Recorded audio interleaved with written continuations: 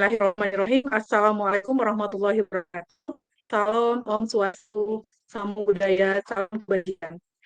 Selamat datang Bapak Ibu di kelas F2 implementasi kelas 3.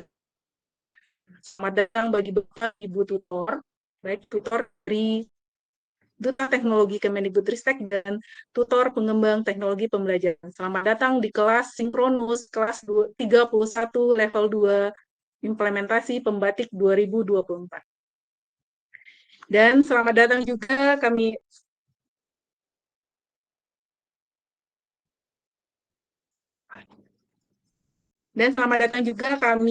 sampaikan kepada Bapak Guru Hebat peserta level 2 kelas 31. Nah, sekali lagi kami ucapkan selamat sudah berada di level 2 pembatik 2024.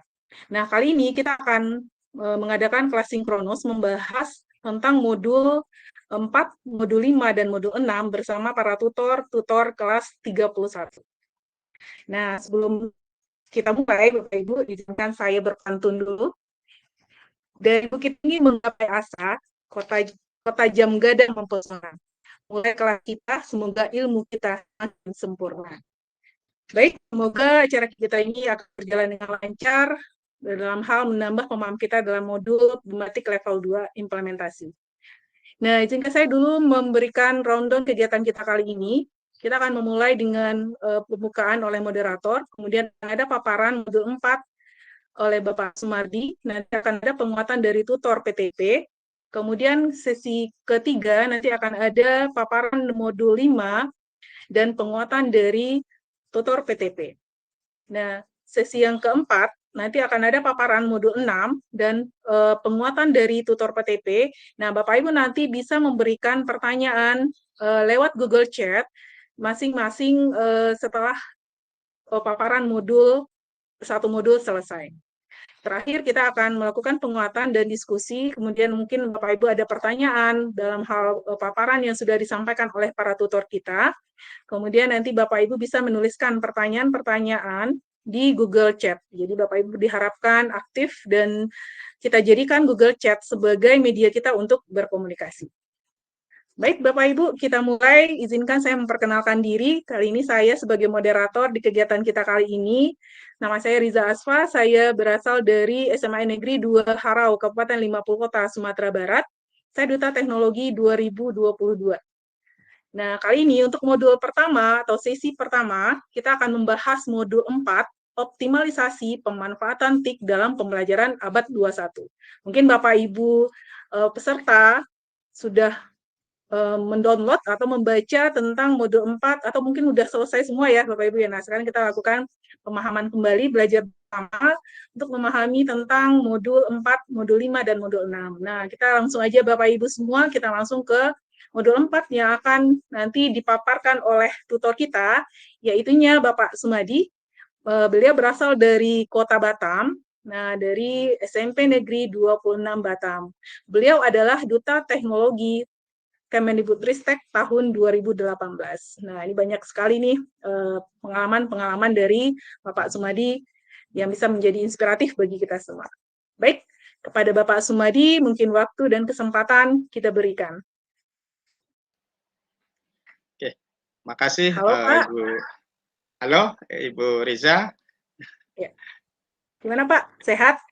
Alhamdulillah, sehat. Oke. Baik Pak, udah siap dengan materi modul 4 kita kali ini Pak? Silahkan Oke. Pak. Siap Ibu Riza, ya izin kepada Bapak Ibu dari PTP, baik dari BLPT dan Dinas Pendidikan Jambi dan BGP Bengkulu, dan rekan-rekan dari Duta Teknologi Kemendikbudristek. Dan tidak lupa juga ya, Bapak Ibu peserta pembatik level 2 yang luar biasa ya, sudah sampai di level 2 ini. Dan untuk sesi ini Bapak Ibu kita akan sama-sama belajar terkait dengan materi-materi yang ada di level 2 ini Bapak Ibu. Oke, izin saya share screen Bapak Ibu semua.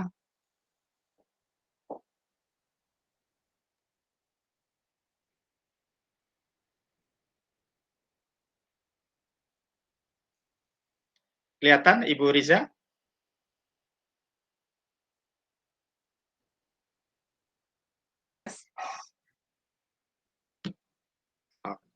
Oke. Oke, Bapak Ibu semua. Jadi di modul 4 ini saya akan membawakan terkait dengan optimalisasi pemanfaatan TIK dalam pembelajaran abad 21, Bapak Ibu semua.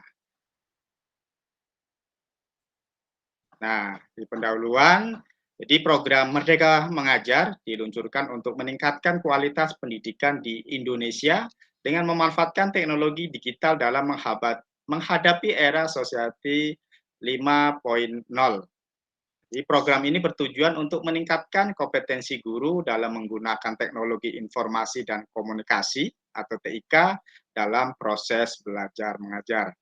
Nah, melalui program ini, guru diharapkan mampu mempersiapkan, melaksanakan, mengolah, dan mengevaluasi pembelajaran digital sesuai dengan keadaan dan kebutuhan murid.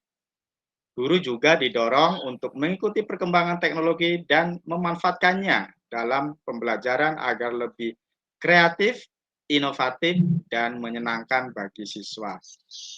Nah, dengan pemanfaatan teknologi digital dalam kurikulum Merdeka, ini diharapkan dapat membantu guru dalam menumbuhkan kemerdekaan dan kemandirian siswa dalam proses pembelajarannya, serta mempersiapkan mereka untuk menghadapi tantangan society 5.0. Nah, Bapak Ibu semua, ya alhamdulillah bisa di level 2 ini ya Bapak Ibu. Jadi Bapak Ibu bisa nanti harapannya di dalam proses belajar mengajar ya terintegrasi dengan TIK. Tentu tujuannya agar berpusat pada murid ya Bapak Ibu atau berdampak kepada peserta didik kita. Nah, di kegiatan belajar 1 terkait dengan kerangka TIPEX dalam pembelajaran digital. Nah, seperti apa? Bahwasanya kerangka TIPEX ini ya dapat diimplementasikan dengan optimal, maka inovasi pembelajaran dapat tercapai. Konsep inovasi banyak digunakan saat ini karena teknologi dianggap sebagai bagian integral dari kehidupan sehari-hari. Menurut Datura and Lee 2011. Nah, ini pendapat terkait dengan TIPEX, Bapak Ibu ya. Pembelajaran digital itu seperti sebuah ekosistem yang kompleks. Jadi kita butuh infrastruktur dan perangkat keras, tetapi tak kalah pentingnya adalah regulasi, kebijakan, perencanaan pembelajaran, model, metode, evaluasi, dan lingkungan pendukung. Nah, harapannya dengan kerangka TIPEX ini, kalau terpenuhi, di dalam proses pembelajaran akan menciptakan ya, pembelajaran yang bermakna bagi peserta didik kita. Nah, ini Bapak Ibu semua peserta di level 2 ya, jadi kerangka TIPEX dalam pembelajaran digital. Jadi TIPEX ini Bapak Ibu ya, mungkin masih ada yang bingung apa sih itu TIPEX. Jadi TIPEX itu menggabungkan pengembangan tentang materi konten, ya, kemudian cara mengajar pedagogik, ya, dan teknologi. Jadi sehingga menciptakan pendekatan pembelajaran yang holistik. Jadi secara keseluruhan ya Bapak Ibu. Nah ini ada kerangkanya. Jadi TIPEX ini ya teknologi, pedagogik, konten dan knowledge ya Bapak Ibu. Jadi digabung. Nah harapannya ya di dalam pembelajaran ini bisa secara holistik ya Bapak Ibu. Nah kerangka TIPEX juga dalam pembelajaran digital ada 7 domain Bapak Ibu ya. Yang pertama terkait dengan content knowledge. Nah apa sih itu content knowledge? Jadi di domain content knowledge ini merupakan penguasaan yang harus dimiliki seorang guru terkait bidang pelajaran yang diampu. Itu kita sebagai pendidik ya sesuai dengan disiplin ilmu kita ya, harus menguasai terkait dengan konten ya konten yang akan kita sampaikan ke peserta didik kita. Kemudian pedagogic knowledge atau domain ini merupakan pengetahuan dasar guru terkait proses dan strategi pembelajaran. Nah, ini terkait strategi pembelajaran ya yang akan kita terapkan. Tentu bagaimana sih tujuannya agar pembelajaran ini kreatif dan inovatif tentunya ya. Dan pembelajaran ini juga akan membuat peserta didik kita menjadi senang dan nyaman di dalam pembelajaran. Kemudian yang ketiga, technology knowledge Nah, domain ini terkait dengan pengetahuan guru tentang penggunaan teknologi digital baik software maupun hardware. Nah, kita sebagai pendidik juga tidak lepas ya, tidak lepas dari yang namanya teknologi. Ya, sekarang juga banyak sekali ya teknologi-teknologi atau aplikasi-aplikasi yang bisa kita terapkan di dalam pembelajaran. Kemudian yang keempat, pedagogi content knowledge. Nah, domain ini merupakan gabungan antara pengetahuan guru terkait materi dan proses pembelajaran. Ya, jadi di mix ya antara pengetahuan guru ya terkait konten materi dengan strategi pembelajaran atau di dalam proses pembelajarannya. Kemudian yang kelima terkait dengan teknologi content knowledge. Nah, domain ini pengetahuan guru tentang teknologi digital dan materi pembelajaran. Ini sudah mulai meningkat ya. Jadi kita sebagai guru konten ya, apa yang akan kita sampaikan materinya, kemudian digabung dengan teknologi digital. Nah, ini akan lebih menarik dan inovatif di dalam pembelajarannya. Kemudian yang keenam, teknologi pedagogi knowledge. Domain ini merupakan gabungan pengetahuan teknologi digital dan pengetahuan dan strategi pembelajaran.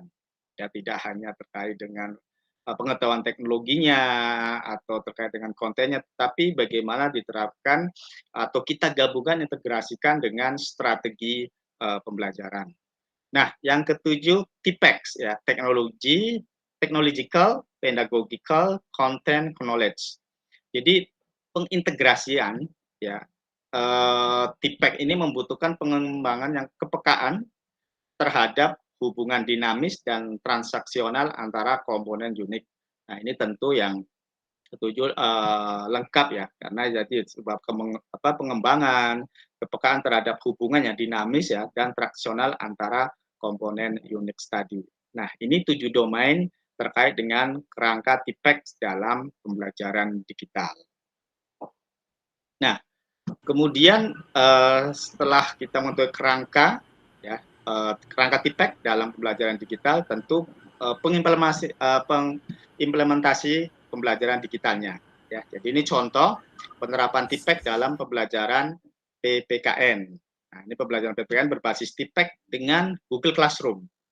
Ya, di sini ada guru, ada sarana, ya, kemudian ada murid dan proses. Nah, guru di sini ya mampu menyesuaikan teknologi dengan kegiatan pembelajaran. Kemudian mengintegrasikan teknologi secara tepat. Nah, kita juga banyak aplikasi-aplikasi atau teknologi ya yang kita mungkin mendapatkan baik di dalam kegiatan pelatihan atau kita browsing, tetapi kita juga harus pandai bagaimana mencari teknologi pembelajaran yang tepat yang akan kita sampaikan ke peserta didik kita. Kemudian memiliki pemahaman yang baik dalam memadukan aspek teknologi, pedagogik, dan pengetahuan. Nah, ini sangat penting sekali ya, Bapak Ibu, dengan pengetahuan Bapak Ibu semua, kemudian pedagogik tentu dengan konten. Bagaimana agar ketiganya ini bisa aspek ini bisa diramu, tentu akan membuat pembelajaran menjadi menyenangkan kepada peserta didik kita. Kemudian untuk sarana tentu ada mungkin Android ya atau laptop, Google Classroom, proyektor, bahan ajar digital, kemudian akses internet. Nah, di dalam prosesnya sistem pengolahan kelas digital bervariasi dan menyenangkan dalam penyampaiannya sesuai kodrat zaman. Ini sangat penting ya bagaimana kita mengolah kelas digital. Kemudian bagi peserta didik, nanti murid melakukan kegiatan dan mendapatkan pengalaman secara langsung. Ya, keterampilan abad 21 dan hasil belajar mereka meningkat. Mampu belajar secara mandiri dan berinteraksi dengan guru maupun teman lainnya. Nah, tentu kalau kita menerapkan tadi ya pembelajaran PPKN terintegrasi dengan Google Classroom, tidak hanya pembelajaran di dalam kelas. Nah, di luar kelas pun peserta didik bisa belajar bagaimana dia mengakses ya Google Classroom di manapun peserta didik itu berada. Jadi fleksibel ya, tidak hanya di kelas saja.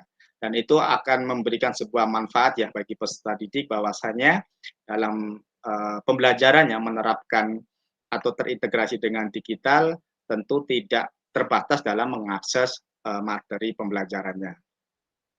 Nah, tentu di sini juga perlu diingat bahwa guru harus mempertimbangkan strategi yang akan digunakan dalam pembelajaran maupun teknologi agar hasil pembelajaran murid lebih maksimal. Jadi capaian ini akan berdampak pada aspek pengetahuan, emosional, dan sikap murid. Nah, jadi kita harus bagaimana sih mempertimbangkan strategi yang tepat ya bagi peserta didik kita. Kemudian di kegiatan pembelajaran kedua, implementasi pembelajaran digital. Nah, untuk persiapannya dalam pembelajaran digital, jadi pembelajaran digital pada hakikatnya adalah pembelajaran yang melibatkan penggunaan alat dan teknologi digital secara inovatif selama proses pembelajaran yang lebih dikenal dengan sebutan e-learning. Nah, bagi Bapak Ibu guru mungkin dengan istilah e-learning itu bukan hal yang asing ya, karena mungkin di dalam proses pembelajaran pada waktu COVID, nah itu sudah melakukan pembelajaran e-learning Bapak Ibu ya. Kemudian pemanfaatan media digital dapat digunakan dengan dalam proses pembelajaran, terlebih lagi pembelajaran yang berdiferensiasi menuntut guru untuk memberikan fasilitas media pembelajaran yang beragam sesuai dengan karakteristik peserta didik. Nah, diferensiasi tidak berarti bahwa guru harus dapat memenuhi kebutuhan semua individu setiap saat atau setiap waktu. Nah, ini yang perlu kita perhatikan ya. Jadi, guru diharapkan dapat menggunakan berbagai pendekatan belajar. Dalam penerapannya, pembelajaran terdiferensiasi memiliki 3 strategi. Ya, jadi Bapak Ibu di dalam menerapkan ya proses pembelajaran berdiferensiasi ini yang perlu diperhatikan ada 3 strategi. Yang pertama, diferensiasi konten. Nah, maksudnya apa? Jadi muatan atau konten apa yang akan diajarkan guru kepada siswa. Nah, silakan kita merancang konten ya dalam persiapan pembelajaran. Yang kedua, diferensiasi proses. Jadi proses yang akan mengacu pada bagaimana siswa akan memahami apa yang mereka pelajari. Nah, di dalam proses pembelajarannya ini kita ingin menerapkan pembelajaran yang berdiferensiasi. Ya, mungkin kita dibuat kelompok ya di kelompok itu bagaimana agar terpenuhi ya tidak hanya satu jenis peserta didik di sana nanti ada yang sebagai tutor sebaya nah, seperti itu ya. Jadi di dalam proses ini harapannya bisa terpenuhinya di dalam pembelajaran berdiferensiasi. Kemudian diferensiasi produk. Nah, ini hasil pekerjaan siswa setelah mempelajari materi pembelajaran. Yang tentu kita perhatikan ya di dalam penerapan diferensiasi produk ini. Jadi apa yang akan kita tujuan ya dari pembelajaran agar tercapai melalui diferensiasi produk. Nah, ini ada beberapa fungsi utama dari Google Docs ya kalau kita akan menggunakan Google Docs dalam pembelajaran. Jadi yang pertama bisa kita gunakan sebagai evaluasi, kemudian assessment awal, kemudian tujuan, sasaran dan aktivitas maupun unsur pendukung. Nah, dalam pelaksanaan dan mengelola pembelajaran digital. Jadi pemanfaatan pembelajaran digital yang tepat dapat meningkatkan produktivitas aktivitas pembelajaran.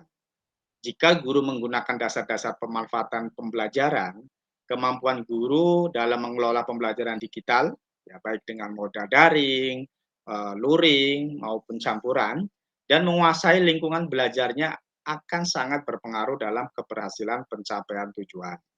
Nah, ini ya, jadi pemanfaatan terkait pembelajaran digital. Jadi harapannya bisa meningkatkan produktivitas, aktivitas di pembelajaran. Nah, mengevaluasi pembelajaran digital. Jadi berdasarkan tujuannya ada namanya diagnostik, selektif, penempatan, formatif, dan sumatif. Ya, itu berdasarkan tujuan. Jika berdasarkan lingkup kegiatan belajar, ada program pembelajaran, proses pembelajaran, maupun hasil pembelajaran. Kemudian jika berdasarkan sasaran, itu konteks, ya, input, proses, hasil atau produk, dan outcome-nya atau lulusannya. itu untuk mengevaluasi pembelajaran digital. Jika berdasarkan objek dan subjek, tentu kalau objek input, transformasinya output, subjek bisa internal maupun eksternal. Oke, kita ke kegiatan belajar 3 terkait dengan observasi contoh pembelajaran digital. Nah, ini beberapa video pembelajaran digital ya. Mungkin Bapak Ibu peserta level 2 nih bisa nanti klik link ya, link yang tertera di modul, dicermati contoh-contoh video pembelajaran digital implementasi kurikulum Merdeka di bawah ini. Ya, di sini ada dalam video praktek assessment menyenangkan berbasis TIK yang adaptif ya oleh Pak Abdurrahmat, sarjana pendidikan. Nah, jadi Bapak Ibu bisa memperkaya referensi bagaimana strategi pembelajaran yang terintegrasi dengan TIK. Nah, tentu bisa kita melihat video-video yang inspiratif ya dari Bapak Ibu guru di seluruh Indonesia ya. Itu bisa Bapak Ibu, ini salah satu contoh yang bisa nanti gunakan ya bagi Bapak Ibu peserta pembatik level 2 ini, silahkan dilihat. Nah, ini mudah-mudahan dengan adanya video-video pembelajaran digital, apalagi sekarang ya, di sekolah Bapak Ibu sudah menerapkan kurikulum Merdeka, yang masih bingung seperti apa sih penerapan pembelajaran yang terintegrasi dengan TIK. Nah, Bapak Ibu sangat beruntung ya masuk di level 2 ini, karena di level 2 ini pembahasannya ya terkait pembelajaran terintegrasi dengan TIK. Nah, ini salah satu ya Bapak Ibu, bagaimana sih praktek assessment yang menyenangkan, tapi berbasis TIK. Nah, jika penasaran, nah, silakan ya, Bapak Ibu nanti akses ya https ya guru.kemdikbud.go.id /bukti strip karya video /463 223. Nah, ini punya Pak Abdurrahmat ya, yang bagaimana sih dalam mempraktekkan asesmen yang menyenangkan yang berbasis TIK yang adaptif, Bapak Ibu. Nah, yang kedua, Smart Laga. Itu strategi membangun pembelajaran tanpa internet dari Lembah Talaga Puncak oleh Ervan Widias Saputra ya. Video dapat diakses pada link di bawah ini nih Bapak Ibu ya, guru.kemdikbud.go.id /bukti strip karya strip video strip 405644. Nah, ini Bapak Ibu yang mungkin daerahnya yang mirip dengan daerahnya Pak Ervan, yang mungkin dengan akses internet ya yang terbatas. Nah, silakan ya dilihat Smart Laga videonya. Itu strategi membangun pembelajaran tanpa internet dari Lembah Talaga Puncak. Nah, ini sangat cocok nih Bapak Ibu ya. Dan Bapak Ibu yang lain pun ya tidak masalah ya kalau ingin melihat juga sih seperti apa nih yang penasaran melihat penerapannya strategi pembelajaran tanpa internet. Nah, kemudian yang video yang ketiga, ini praktek baik pembelajaran diferensiasi dengan metode no baper oleh Ibu Puji Lestari. Nanti silakan bisa dilihat juga di link ya di guru.kemdikbud.go.id /bukti strip karya strip video strip 416584. Nah, ini yang belakang mungkin nggak tulis nggak apa-apa. Yang penting link ya, link utamanya diklik atau kita ketik kalau tepat itu akan terbuka video ya, video berbagi praktek baik oleh Ibu Puji ya yang judulnya pembelajaran berdiferensiasi dengan metode no baper. Nah, ini juga video-video inspiratif ya, yang kreatif juga, yang tentunya mungkin Bapak Ibu peserta level 2 yang tidak terpikirkan ya membuat pembelajaran yang menarik seperti apa atau pembelajaran berdiferensiasi seperti apa, ini juga bisa kita gunakan sebagai bahan referensinya. Oke, Bapak Ibu semua, terima kasih banyak peserta level 2 yang luar biasa ya. Cukup sekian dari saya menyampaikan di modul 4. Saya kembalikan ke Ibu Riza. Nah, jadi wassalamualaikum Oke. warahmatullahi wabarakatuh. Waalaikumsalam warahmatullahi wabarakatuh. Terima kasih Pak Sumardi, paparan yang cukup menarik sekali ya Bapak ya, dari mempersiapkan pembelajaran digital, lalu ada video-video inspirasinya. Baik Bapak Ibu peserta kelas 31, boleh mungkin ada pertanyaan, silakan nanti ketik di Google Chat-nya, pertanyaan-pertanyaan yang mungkin Bapak ingin eh, yang ada yang diragukan, mungkin ada yang ingin ditanyakan. Nah, itu banyak sekali modul 4 ini yang menginspirasi Bapak Ibu semua dalam nanti proses level 2. Oke, untuk memperkuat materi modul 4 kita, nah kita persilakan kepada tutor PTP kita, yaitu dari Bapak Evaluator Sihite, MM. Nah, ini Bapak dari PTP dari Dinas Pendidikan Provinsi Jambi. Halo Pak Evaluator. Halo Bu Riza, terima kasih kesempatan yang diberikan bagi saya. Terima Ya, baik, Pak. kasih buat Pak Sumadi untuk materinya. Saat ini memang pembelajaran penggunaan TIK di setiap daerah itu berbeda-beda, khususnya untuk Jambi. Jambi itu ada daerah-daerah seperti tidak ada sinyal dan sebagainya. Eh, Kalau di kota mungkin ada, dengan adanya pemberian materi dari Pak Sumadi sangat membantu untuk para pembatik yang masuk level 2. Karena di level 2 ini ada mereka yang ikut dari guru-guru dari yang tidak ada internet, tidak tidak ada listrik. Jadi mereka mungkin terbantu dengan materi yang Bapak Sumadi bisa sampaikan. Oke, sebagai penguatan dari saya, dalam proses pembelajaran, persiapan, pelaksanaan, dan evaluasi merupakan 3 tahapan penting yang harus dilakukan secara berkesinambungan untuk mencapai tujuan pendidikan. Jadi setiap pendidikan itu ada 3 tahap yang harus kita lalui, yaitu persiapan, pelaksanaan, dan evaluasi.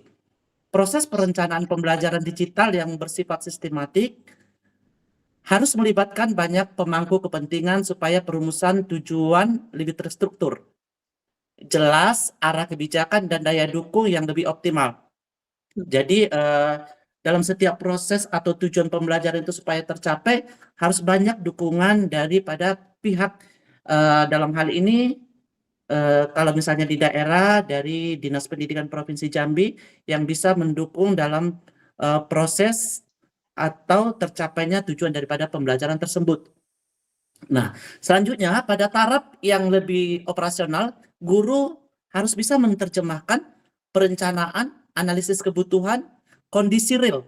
Nah, ini kondisi real di lapangan itu terkadang para guru itu kebingungan, Bapak Ibu. Nah, dengan adanya materi dari Pak Sumadi ini, Bapak Ibu guru yang bisa menyesuaikan dengan kondisi real dari materi Pak Sumadi sampaikan pada sore hari ini. Kondisi real dalam bentuk pembuatan dokumen RPP atau modul ajar.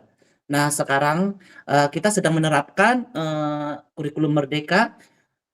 Jadi Bapak Ibu bisa lihat website yang telah dibagikan Pak Sumadi tadi, bagaimana supaya pembelajaran itu menarik dan siswa-siswa kita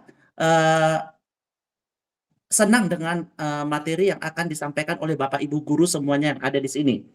Kemudian guru mengimplementasikan kemampuan TPACK atau tepat yang tadi disampaikan Pak Sumardi itu, jadi perlunya irisan antara mulai dari penggunaan teknologi sampai knowledge-nya, artinya pengetahuannya dan kompetensi profesional digital lainnya dalam bentuk fasilitasi pembelajaran digital beserta pengelolaannya. Jadi Bapak Ibu guru yang masuk level 2 ini saya harapkan semuanya sudah bisa dalam penggunaan digital seperti itu Bapak Ibu ya. Saya percaya semua guru-guru kita adalah dimanapun berada, baik di daerah terisolir dan sebagainya, pasti kalian semua adalah guru-guru hebat yang bisa memanfaatkan teknologi dengan kondisi real yang ada di lapangan masing-masing.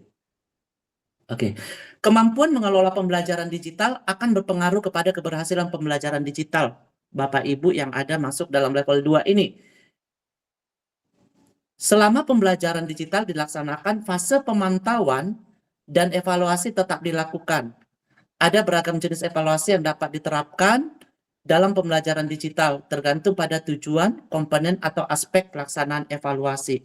Saya harapkan setiap guru-guru yang masuk di level 2 ini pergunakanlah atau manfaatkanlah teknologi sesuai dengan kondisi Bapak Ibu di mana berada. Seperti itu. Apapun kondisinya Bapak Ibu yang masuk dalam level 2 ini, saya percaya memiliki kemampuan-kemampuan yang luar biasa dalam penggunaan teknologi.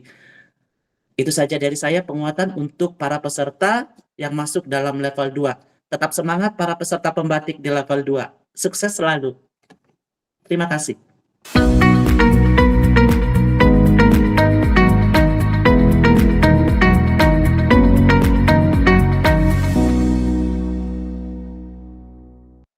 Ke sesi kedua Bapak Ibu, yaitu pemaparan tentang modul 5, penerapan modul pembelajaran berbasis sumber belajar digital. Nah, kali ini juga akan disampaikan oleh tutor kelas 31 kita yang hebat. Yang pertama adalah oleh Pak Munawir, Pati 5. Beliau berasal dari Gorontalo, Kabupaten Gorontalo Utara, mengajar di Satuan Pendidikan SDN 9 Atinggola. Beliau merupakan Duta Teknologi tahun 2020. Nah, yang kedua akan nanti disampaikan oleh Ibu Siti Novi Ninarman. Beliau berasal dari Kabupaten Luwu Utara, Sulawesi Selatan. Beliau mengajar di Satuan Pendidikan UPT SMP Negeri 1 Bone-Bone. Beliau merupakan Duta Teknologi tahun 2019. Oke, bagaimana Bapak Munawir dan Ibu Novi sudah siap? Siap, Bu Rija. Silakan, Bapak. Sehat, Bapak, di sana? Aman? Alhamdulillah sehat. Oke, silakan, Pak. Ya, izin melakukan share screen. Assalamualaikum warahmatullahi wabarakatuh. Dan selamat bertemu buat Bapak Ibu guru hebat peserta pembatik tahun 2024 yang hari ini sudah masuk di level yang kedua setelah kita mendapatkan pengetahuan yang luar biasa di level 1 dan akhirnya kita bertemu di level 2 ini pada modul yang kelima, merupakan sebuah pendalaman materi yang tentunya Bapak Ibu peserta akan mendalami materi ini lebih dalam pada modul yang ada pada laman pembatik 2024. Nah, pada level 2 ini di modul 5 adalah penerapan model pembelajaran berbasis sumber belajar digital. Ini merupakan kelanjutan ada benang merah dari pembatik di level yang pertama pada modul 1 tentang ekosistem belajar digital, Merdeka Belajar. Nah, di sini ini kita akan berbicara tentang bagaimana penerapan model pembelajaran berbasis digital atau berbasis sumber belajar digital. Nah, apa yang akan Bapak Ibu pelajari pada modul 5 ini, pada kegiatan belajar 1 dan 2, tentunya Bapak Ibu, tujuan pembelajaran yang pertama adalah mendeskripsikan pemanfaatan fitur platform Merdeka Mengajar, kemudian mendeskripsikan pemanfaatan fitur rumah belajar, mendeskripsikan pemanfaatan fitur sumber belajar digital lainnya, dan untuk kegiatan belajar 2 ini membahas tentang model-model pembelajaran. Yang pertama adalah model pembelajaran Project Based Learning atau PJBL, model pembelajaran berbasis game atau Game Based Learning, model pembelajaran berbasis Discovery Inquiry Learning, dan pembelajaran model Problem Based Learning, juga pembelajaran Learning Station. Nah, di kegiatan belajar 1 ini saya mendapatkan amanah untuk menyampaikan pendalaman materi tentang pemanfaatan sumber belajar digital dalam pembelajaran. Bagaimana pemanfaatan sumber belajar digital dalam pembelajaran? Ini akan saya bahas satu persatu. Sebenarnya apa itu sumber belajar? Apa yang merupakan sumber belajar digital itu? Nah, materi pembelajaran dalam format digital atau video, aplikasi, situs web, tentunya yang dapat diakses kapan saja dan di mana saja. Dan mengapa sumber belajar itu begitu penting?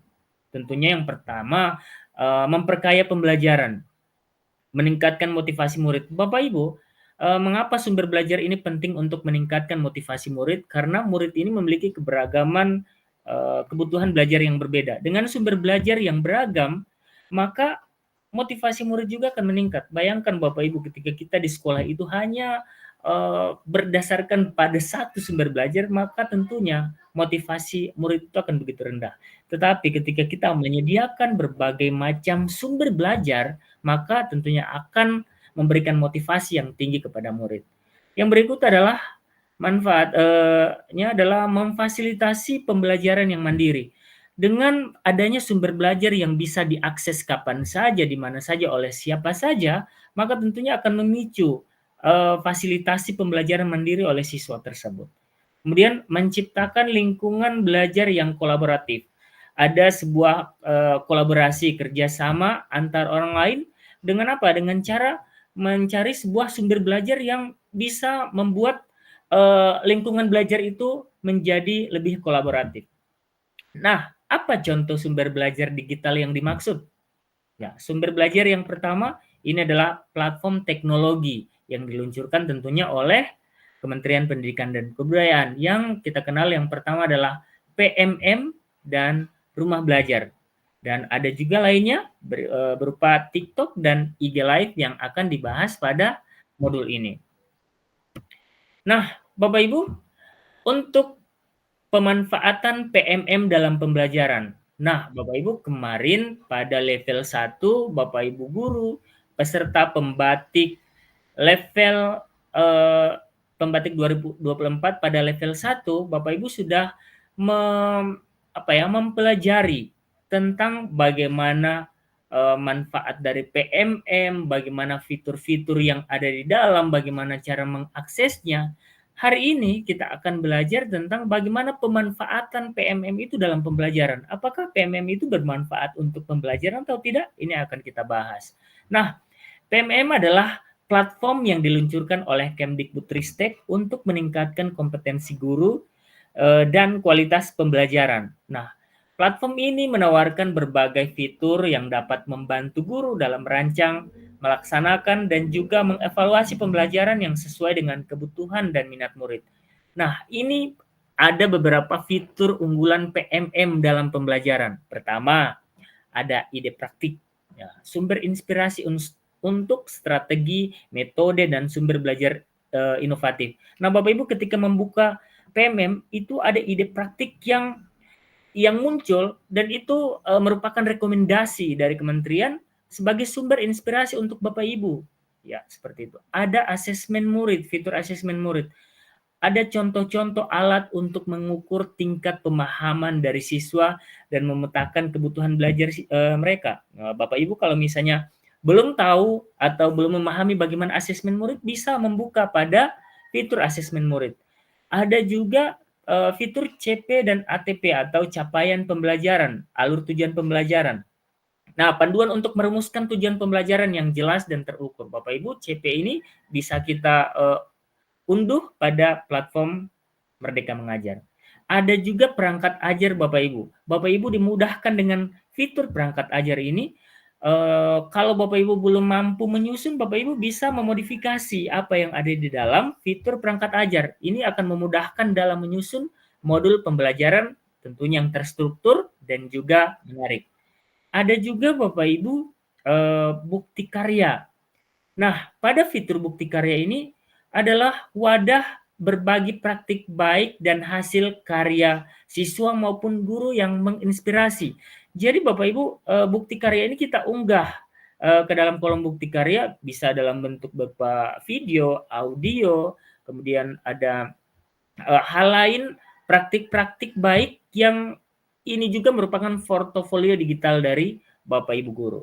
Nah, ada juga video pembelajaran. Nah, materi pembelajaran dalam format video yang interaktif dan menarik banyak sekali tersedia pada fitur video pembelajaran. Inilah beberapa fitur unggulan pada platform Merdeka Mengajar yang tentunya Bapak Ibu tidak asing lagi dengan platform ini. Nah, bagaimana contoh penerapannya dalam pembelajaran? Ini adalah sebuah kasus dari Ibu Yani, seorang guru bahasa Inggris. Ia berhasil meningkatkan motivasi dan hasil belajar muridnya dengan memanfaatkan fitur-fitur PMM. Contohnya, dalam mengidentifikasi masalah. Melalui survei, Ibu Yani menemukan bahwa siswa kurang termotivasi karena kesulitan memahami materi. Kemudian ia mencari solusi. Ibu Yani menggunakan fitur ide praktik untuk mencari inspirasi bagaimana strategi pembelajaran yang lebih menarik. Ia juga melakukan asesmen.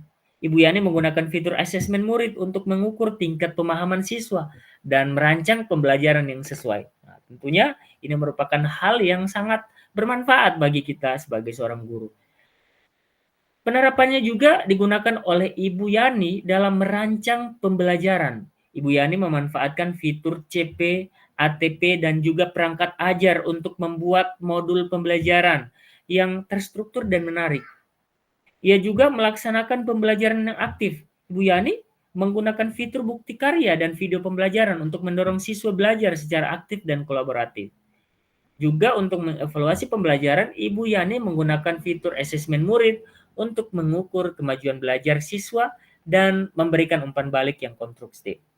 Nah, inilah contoh-contoh penerapan dari salah satu guru bahasa Inggris untuk memanfaatkan fitur-fitur PMM. Dan tentunya fitur PMM ini cuma sebagai contoh. Saya yakin dan percaya Bapak Ibu yang sudah menggunakan fitur PMM ini pasti banyak penerapan yang telah dilakukan di sekolah.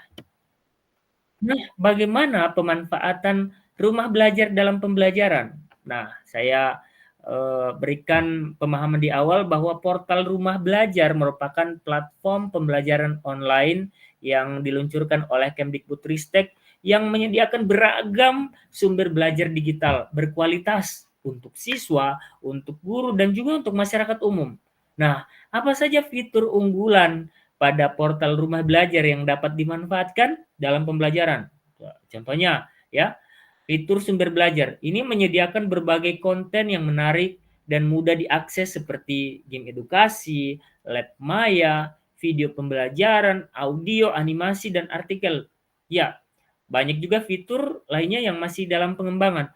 Nah, game edukasi, lab maya, video pembelajaran ini merupakan ragam sumber belajar yang bisa diakses oleh siapa saja, kapan saja, dan di mana saja. Nah, bagaimana contoh penerapannya? Ini contoh penerapan di SD. Bagi guru-guru SD ini bisa menggunakan ini. Contohnya adalah Pak Haris, guru SD kelas 4. Di lingkungan perkotaan menghadapi tantangan mengajar materi bagian tubuh tumbuhan dengan keterbatasan lingkungan. Pak Haris menemukan solusi kreatif melalui portal rumah belajar. Bagaimana portal rumah belajar dapat mendukung Pak Haris ini ya di lingkungan perkotaan? Nah, pertama, sumber belajar digital yang beragam, ada dokumen, ada artikel, infografis, gambar anatomi, video pembelajaran interaktif, lab maya, dan game edukasi.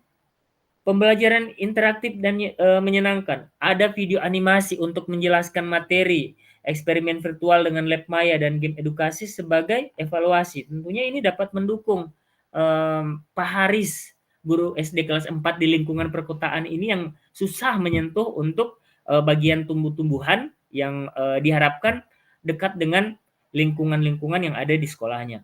Kemudian hasilnya siswa lebih antusias dan tertarik pada materi pelajaran. Pemahaman siswa terhadap materi meningkat melalui visualisasi dan praktik langsung. Pembelajaran menjadi lebih menyenangkan dan efektif dengan pendekatan yang interaktif dan juga variatif tentunya. Nah, bagaimana pemanfaatan sumber belajar lainnya? Ada perpustakaan digital dengan koleksi buku pendidikan yang lengkap. Bapak Ibu bisa diakses di buku.kemdikbud.go.id.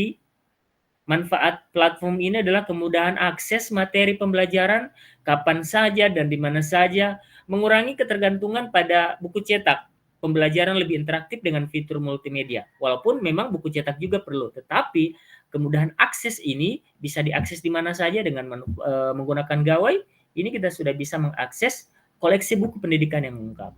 Ada juga tren media sosial dengan sumber belajar. Ada TikTok Live, Instagram Live, digunakan oleh pendidik dan ahli untuk berbagi pengetahuan. Fitur live chat memungkinkan diskusi interaktif dan partisipatif.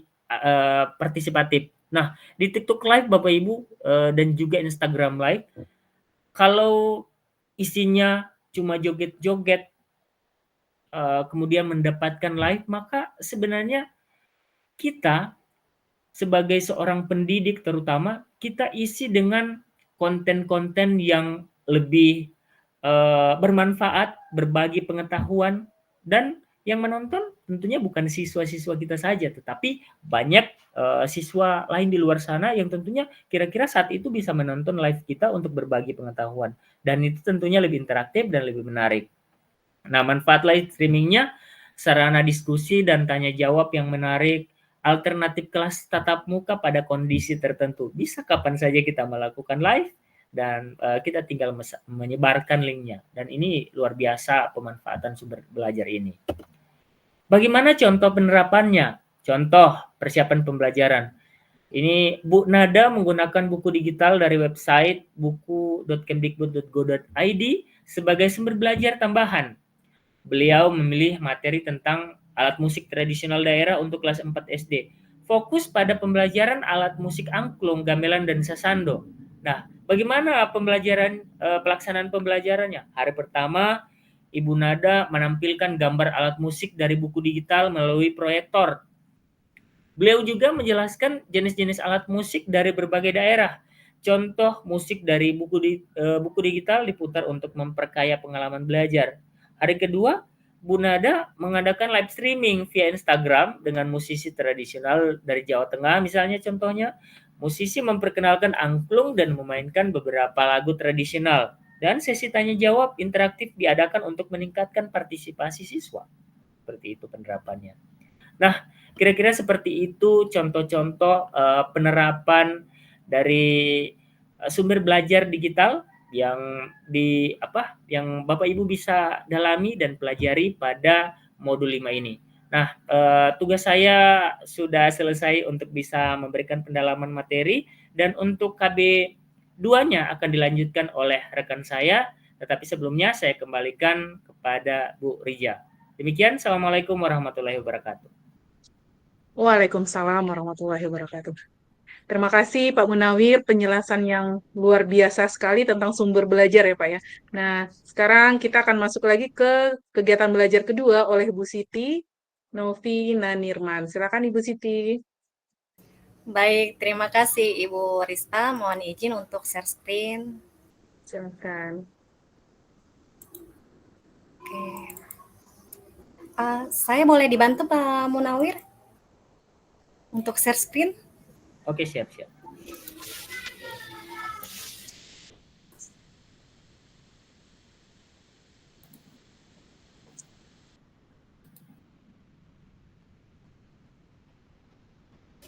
Baik, terima kasih Bapak Ibu. Mohon izin untuk melanjutkan kegiatan belajar 2 terkait penerapan model pembelajaran berbasis sumber belajar digital.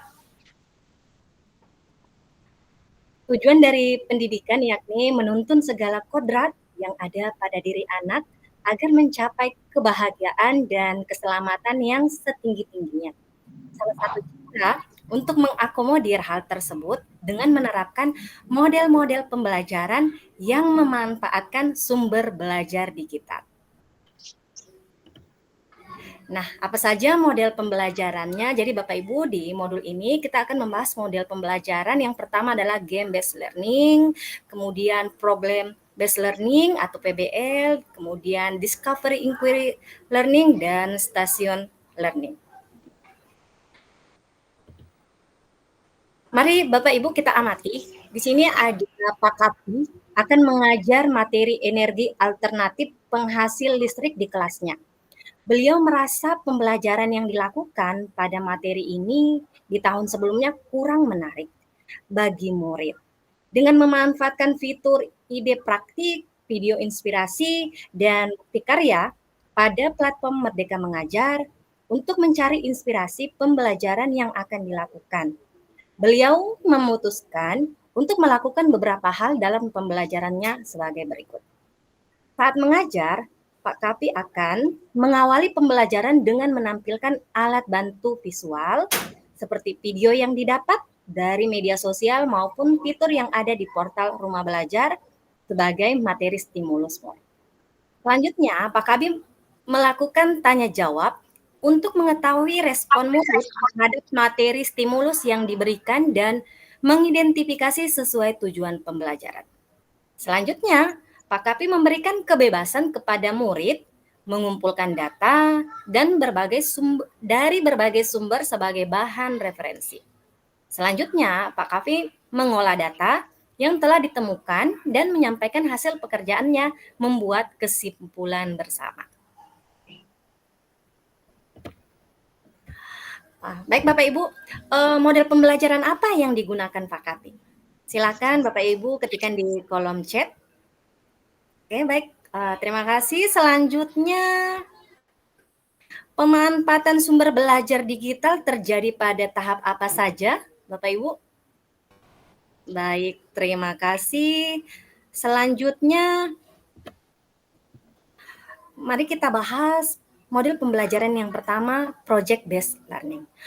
Project-Based Learning merupakan model pembelajaran inovatif yang menerapkan berbagai strategi yang mengarah pada peningkatan keterampilan berpikir kritis, kreatif, kolaboratif, dan komunikatif yang menitik beratkan pada aktivitas murid untuk menghasilkan produk hasil dari proyek yang dilakukan. Nah, ini Bapak Ibu sintaks dari Project-Based Learning. Apakah bisa dilihat Bapak Ibu?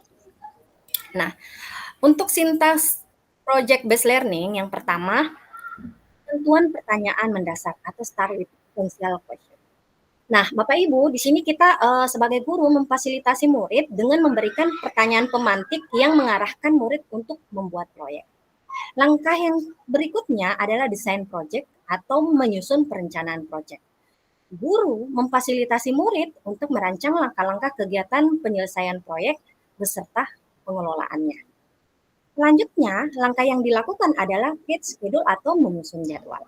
Nah, guru di sini memberikan pendampingan kepada murid melakukan penjadwalan semua kegiatan yang telah dirancangnya. Setelah itu, langkah berikutnya adalah monitoring the student and progress of project atau memantau siswa dan kemajuan proyek. Di sini, guru memfasilitasi dan memonitor murid dalam melaksanakan rancangan proyek yang telah dibuat. Selanjutnya, langkah berikutnya, access the outcome atau penilaian hasil. Guru memfasilitasi murid untuk menyusun laporan, kemudian mempresentasikan dan mempublikasikan hasil karya. Setelah itu, evaluasi pengalaman atau evaluation the experience. Di sini, guru dan murid pada akhir proses pembelajaran melakukan refleksi terhadap aktivitas dan hasil tugas proyek. Baik, selanjutnya Bapak Ibu sumber belajar digital untuk project-based learning yang perlu kita lakukan pertama adalah penentuan pertanyaan mendasar. Jadi di sini kita memberikan contoh kasus atau gambar atau video tentang permasalahan kehidupan sehari-hari yang bisa didapatkan dari media sosial. Selanjutnya penentuan, di sini saya ralat Bapak Ibu ya. Yang berikutnya adalah menyusun perencanaan proyek. Nah, jadi di sini sumber belajar digital seperti rumah belajar, YouTube, e-book, dan lain-lain dapat dijadikan sebagai bahan referensi murid sebelum menyusun rancangan proyek yang akan dilakukan. Selanjutnya, penilaian hasil. Di sini kita dapat memanfaatkan media sosial kembali sebagai sarana presentasi dan publikasi hasil karya murid. Baik Bapak Ibu, kita masuk di model pembelajaran yang kedua, game-based learning. Game-based learning ini atau kita kenal dengan pembelajaran berbasis permainan.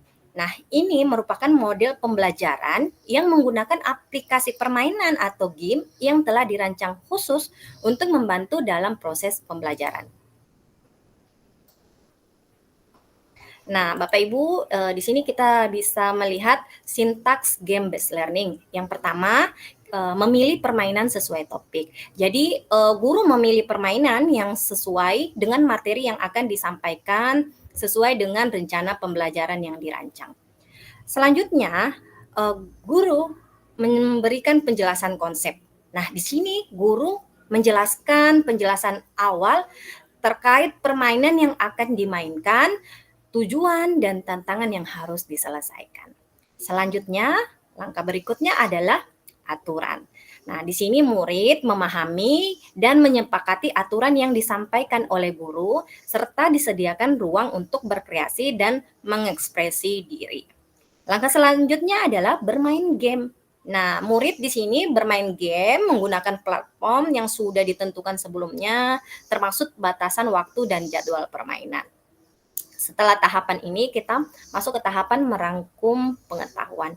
Di sini, murid merangkum pengetahuan, pengalaman, dan hal-hal yang didapatkan dari game yang telah dimainkan. Langkah selanjutnya adalah melakukan refleksi. Nah, murid di sini melakukan refleksi dari hasil rangkuman dan menghubungkannya dengan topik materi yang sedang dipelajarinya. Baik Bapak Ibu, sumber belajar digital game-based learning, bagaimana pemanfaatan sumber belajar digital pada model ini terjadi pada tahapan memilih jenis permainan sesuai topik dan permainan game. Baik Bapak Ibu, kita masuk di Discovery Inquiry Learning. Nah, Discovery Inquiry Learning merupakan proses belajar yang berpusat pada murid, di mana murid harus mengerahkan seluruh pengetahuan dan keterampilannya untuk menemukan solusi dalam masalah melalui proses penelitian. Nah, Bapak Ibu sudah melihat di layar bahwa ini adalah sintaks dari model pembelajaran Discovery Inquiry Learning. Yang tahapan pertamanya yang dilalui adalah stimulation atau pemberian rangsangan. Jadi guru memberikan kegiatan pembelajaran dengan aktivitas belajar yang mengarah pada persiapan pemecahan masalah. Kemudian langkah kedua, identifikasi masalah atau problem statement. Di sini permasalahan yang dipilih dirumuskan dalam bentuk pertanyaan atau hipotesis. Langkah yang ketiga ada data collection atau pengumpulan data. Guru memberikan kesempatan kepada murid untuk mengumpulkan informasi yang relevan sebanyak-banyaknya untuk membuktikan benar atau tidaknya hipotesis. Langkah yang keempat adalah data processing atau pengolahan data. Di sini guru melakukan bimbingan pada saat murid melakukan pengolahan atau menafsirkan data. Langkah yang kelima, verification atau pembuktian. Murid melakukan pemeriksaan secara cermat untuk membuktikan benar atau tidaknya hipotesis yang ditetapkan, yang telah ditetapkan tadi dengan temuan alternatif, konsep, teori, aturan, atau pemahaman melalui contoh-contoh yang ia jumpai dalam kehidupannya. Selanjutnya, langkah keenam adalah menarik kesimpulan atau generalization. Di sini murid membuat kesimpulan atau generalisasi berdasarkan hasil verifikasi dan masukan dari guru dan murid lainnya. Selanjutnya, sumber belajar digital Discovery Inquiry Learning. Nah, di sini Bapak Ibu ada stimulation, pemberian rangsangan, yaitu sumber belajar digital dimanfaatkan sebagai bahan stimulus. Kemudian pengumpulan data yang dimana informasi dikumpulkan secara kolaboratif melalui sumber belajar digital. Baik Bapak Ibu, sumber belajar digital Discovery Inquiry Learning, di sini stimulation pemberian rangsangan, tadi sudah disampaikan bahwa sumber belajar digital dimanfaatkan sebagai bahan stimulus, kemudian di pengumpulan data, informasi dikumpulkan secara kolaboratif melalui sumber belajar digital.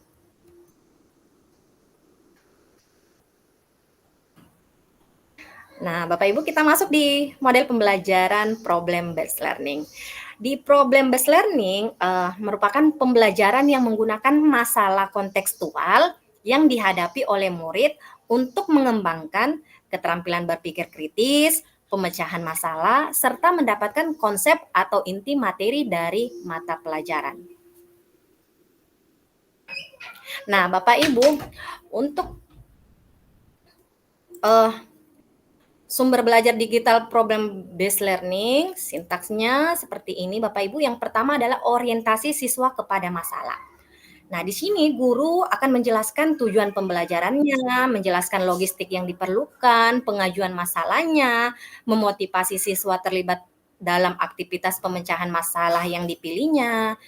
Nah, langkah berikutnya atau langkah yang kedua, mengorganisasi siswa untuk belajar. Apa yang dilakukan guru? Guru membantu siswa mendefinisikan dan mengorganisasikan tugas belajar yang berhubungan dengan masalah tersebut. Langkah yang ketiga, membimbing penyelidikan individual maupun kelompok. Nah, di sini guru mendorong siswa untuk mengumpulkan informasi yang sesuai, melaksanakan eksperimen untuk mendapatkan penjelasan pemecahan masalah. Selanjutnya langkah keempat, mengembangkan dan menyajikan hasil karya. Peran guru di sini adalah membantu siswa dalam merencanakan dan menyiapkan karya yang sesuai seperti laporan, video, model, dan membantu mereka untuk berbagi tugas dengan kelompoknya. Dan langkah terakhir atau yang kelima adalah menganalisis dan mengevaluasi proses pemecahan masalah, yang dimana guru di sini berperan membantu murid melakukan refleksi atau evaluasi terhadap penyelidikan mereka dalam proses-proses yang mereka gunakan. Baik, Bapak Ibu, sumber belajar digital problem based learning di sini yang pertama kita orientasi siswa kepada masalah, kemudian membimbing penyelidikan individual maupun kelompok, kemudian mengembangkan dan menyajikan hasil karya.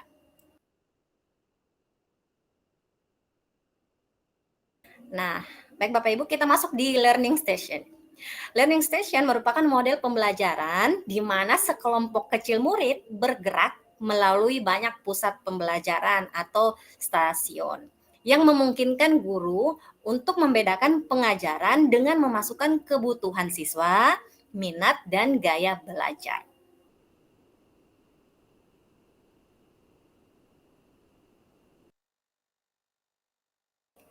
Baik Bapak Ibu, ini adalah sintaks untuk model pembelajaran learning section. Yang pertama, membagi siswa menjadi beberapa kelompok. Jadi peran guru di sini membantu kelompok di mana jumlah kelompok membentuk kelompok di mana jumlah kelompok biasanya sama dengan jumlah stasiun. Kemudian langkah yang kedua adalah memilih jenis stasiun pembelajaran dan pergerakan siswa ke stasiun. Di sini pemilihan jenis stasiun yang tepat akan memastikan bahwa setiap murid dapat mempunyai kesempatan terbaik untuk mengerjakan tugas mereka. Selanjutnya langkah ketiga adalah ringkasan kegiatan. Peran guru di sini mengajak refleksi murid untuk menyimpulkan pengetahuan baru yang perlu diketahui murid atau merangkum hasil kegiatan atau mengembangkan keterampilan baru kepada muridnya. Dan langkah terakhir atau langkah keempat adalah penilaian. Di sini guru berperan melakukan penilaian dengan menggunakan lembar observasi guru terhadap siswanya selama periode stasiun atau lembar kerja sebagai hasil penilaian. Nah, ini sintaks learning station. Bapak Ibu di sini memilih jenis stasiun pembelajaran dan pergerakan siswa ke stasiun merupakan langkah pada model pembelajaran ini yang sangat memungkinkan pemanfaatan sumber belajar digital di dalamnya. Bapak Ibu dapat menyediakan berbagai aktivitas dengan sumber belajar digital yang disesuaikan dengan kebutuhan belajar murid. Nah, Bapak Ibu, penerapan model pembelajaran dengan memanfaatkan sumber belajar digital yang tepat dapat menciptakan inovasi-inovasi pembelajaran serta menghadirkan pembelajaran yang lebih interaktif, kreatif, berkualitas, dan mampu mencapai tujuan pembelajaran secara optimal. Baik, terima kasih Bapak Ibu. Baik, terima kasih Bu Novi ya, Bu Siti Novi Nirman tentang model-model pembelajaran, berarti ada sumber-sumber belajar kita. Nah, kita berikan mungkin dorongan dan penguatan dari tutor PTP kita, yaitu Bapak Muhammad Rozi Rinaldi. Kepada Bapak Muhammad Rozi, kami persilahkan. Baik, terima kasih Bu Riza. Ya, sama-sama Mas. Bismillahirrahmanirrahim. Assalamualaikum warahmatullahi wabarakatuh. Pertama-tama mungkin saya mau ucapkan selamat dulu untuk Bapak Ibu yang sudah lulus ke level 2 di level implementasi. Nah, Bapak Ibu, tadi baru saja kita semua mendapat penjelasan dari Pak Munawir dan Bu Siti Novi terkait modul 5, yaitu penerapan model pembelajaran berbasis sumber belajar digital. Tadi kita sudah mendapat penjelasan yang secara komprehensif ya dari Pak Munawir dan Bu Siti Novi. Nah, penerapan model pembelajaran berbasis sumber digital ini memberikan kita kesempatan untuk memanfaatkan berbagai sumber daya yang tersedia secara daring, baik itu di PMM, di portal rumah belajar, maupun sumber belajar digital lainnya yang tersedia di berbagai platform. Dengan memanfaatkan sumber belajar digital ini, kita dapat menghadirkan materi yang lebih kaya, interaktif, dan tentunya kontekstual. Selain itu, dengan sumber belajar digital memungkinkan kita untuk mengakomodasi berbagai gaya belajar siswa, sehingga mereka nantinya dapat belajar dengan cara yang paling sesuai bagi mereka. Namun, Bapak Ibu, saya paham nih bahwa perubahan ini mungkin menimbulkan tantangan bagi kita semua. Mengintegrasikan teknologi ini dalam pembelajaran tidak mudah. Mungkin kita memerlukan penyesuaian dalam cara kita merencanakan, menyampaikan, dan mengevaluasi pembelajaran. Bapak Ibu bersyukur nih sudah mengikuti program pembatik. Karena dengan program pembatik ini, sebenarnya program pembatik ini bukan hanya sekedar kompetisi. Pembatik ini adalah kesempatan emas bagi Bapak Ibu semua untuk memperdalam pengetahuan, meningkatkan keterampilan, dan mengasah kemampuan di bidang TIK. Ini adalah momen untuk bertransformasi. Dari yang awalnya mungkin Bapak Ibu masih awam di bidang TIK, menjadi orang yang ahli dan siap mengimplementasikannya di dalam pelajaran. Yang penting perlu Bapak Ibu ingat, jangan pernah ragu untuk mencoba hal baru, bertanya, dan terus berinovasi. Bapak Ibu bisa berdiskusi dengan kami para tutor melalui chatroom yang sudah disediakan, yaitu di Google Space ya.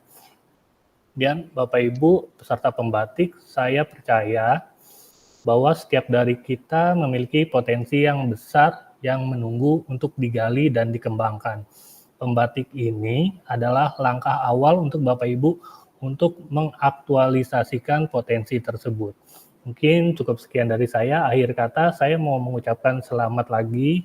Selamat mengikuti pembatik pada level 2 ini. Ikuti setiap tahapannya dengan seksama. Kemudian manfaatkan setiap kesempatan untuk belajar, berdiskusi, dan bertukar pikiran. Wassalamualaikum warahmatullahi wabarakatuh. Terima kasih.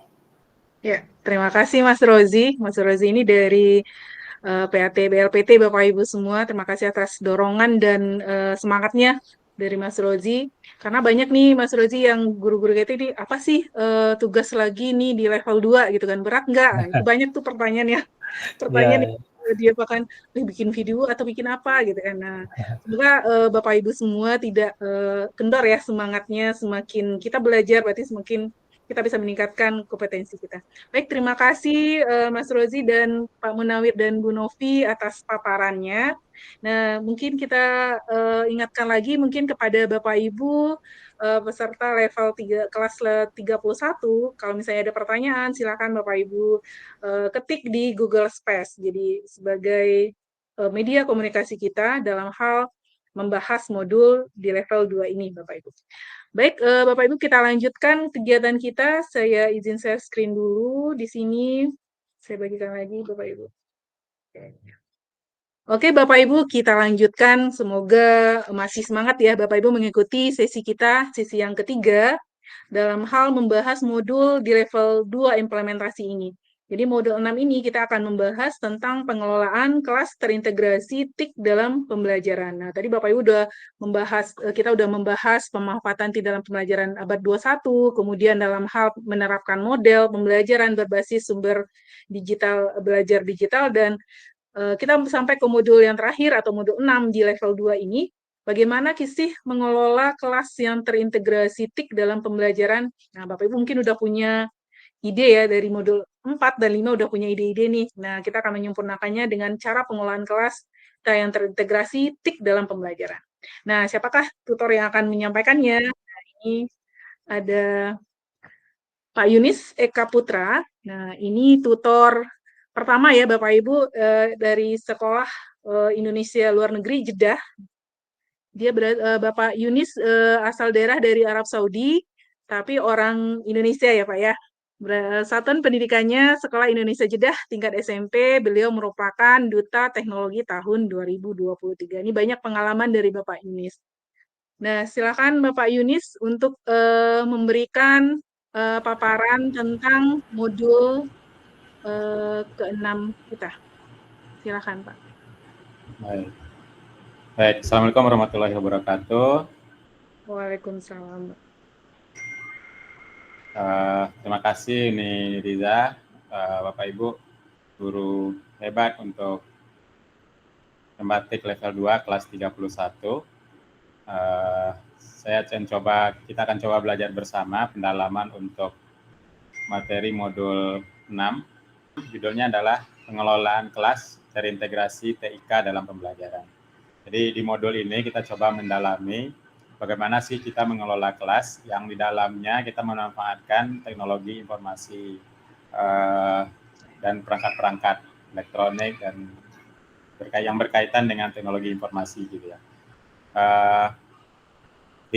Kita ketahui bahwa saat ini perkembangan teknologi itu adalah hal yang tidak mungkin kita elakkan, gitu. Termasuk di siswa saat ini mungkin sudah lebih canggih dari kita sebagai guru dalam pemanfaatan teknologi digital. Maka kita sebagai guru tentu perlu mengadopsi apa yang perkembangan teknologi dalam proses pembelajaran.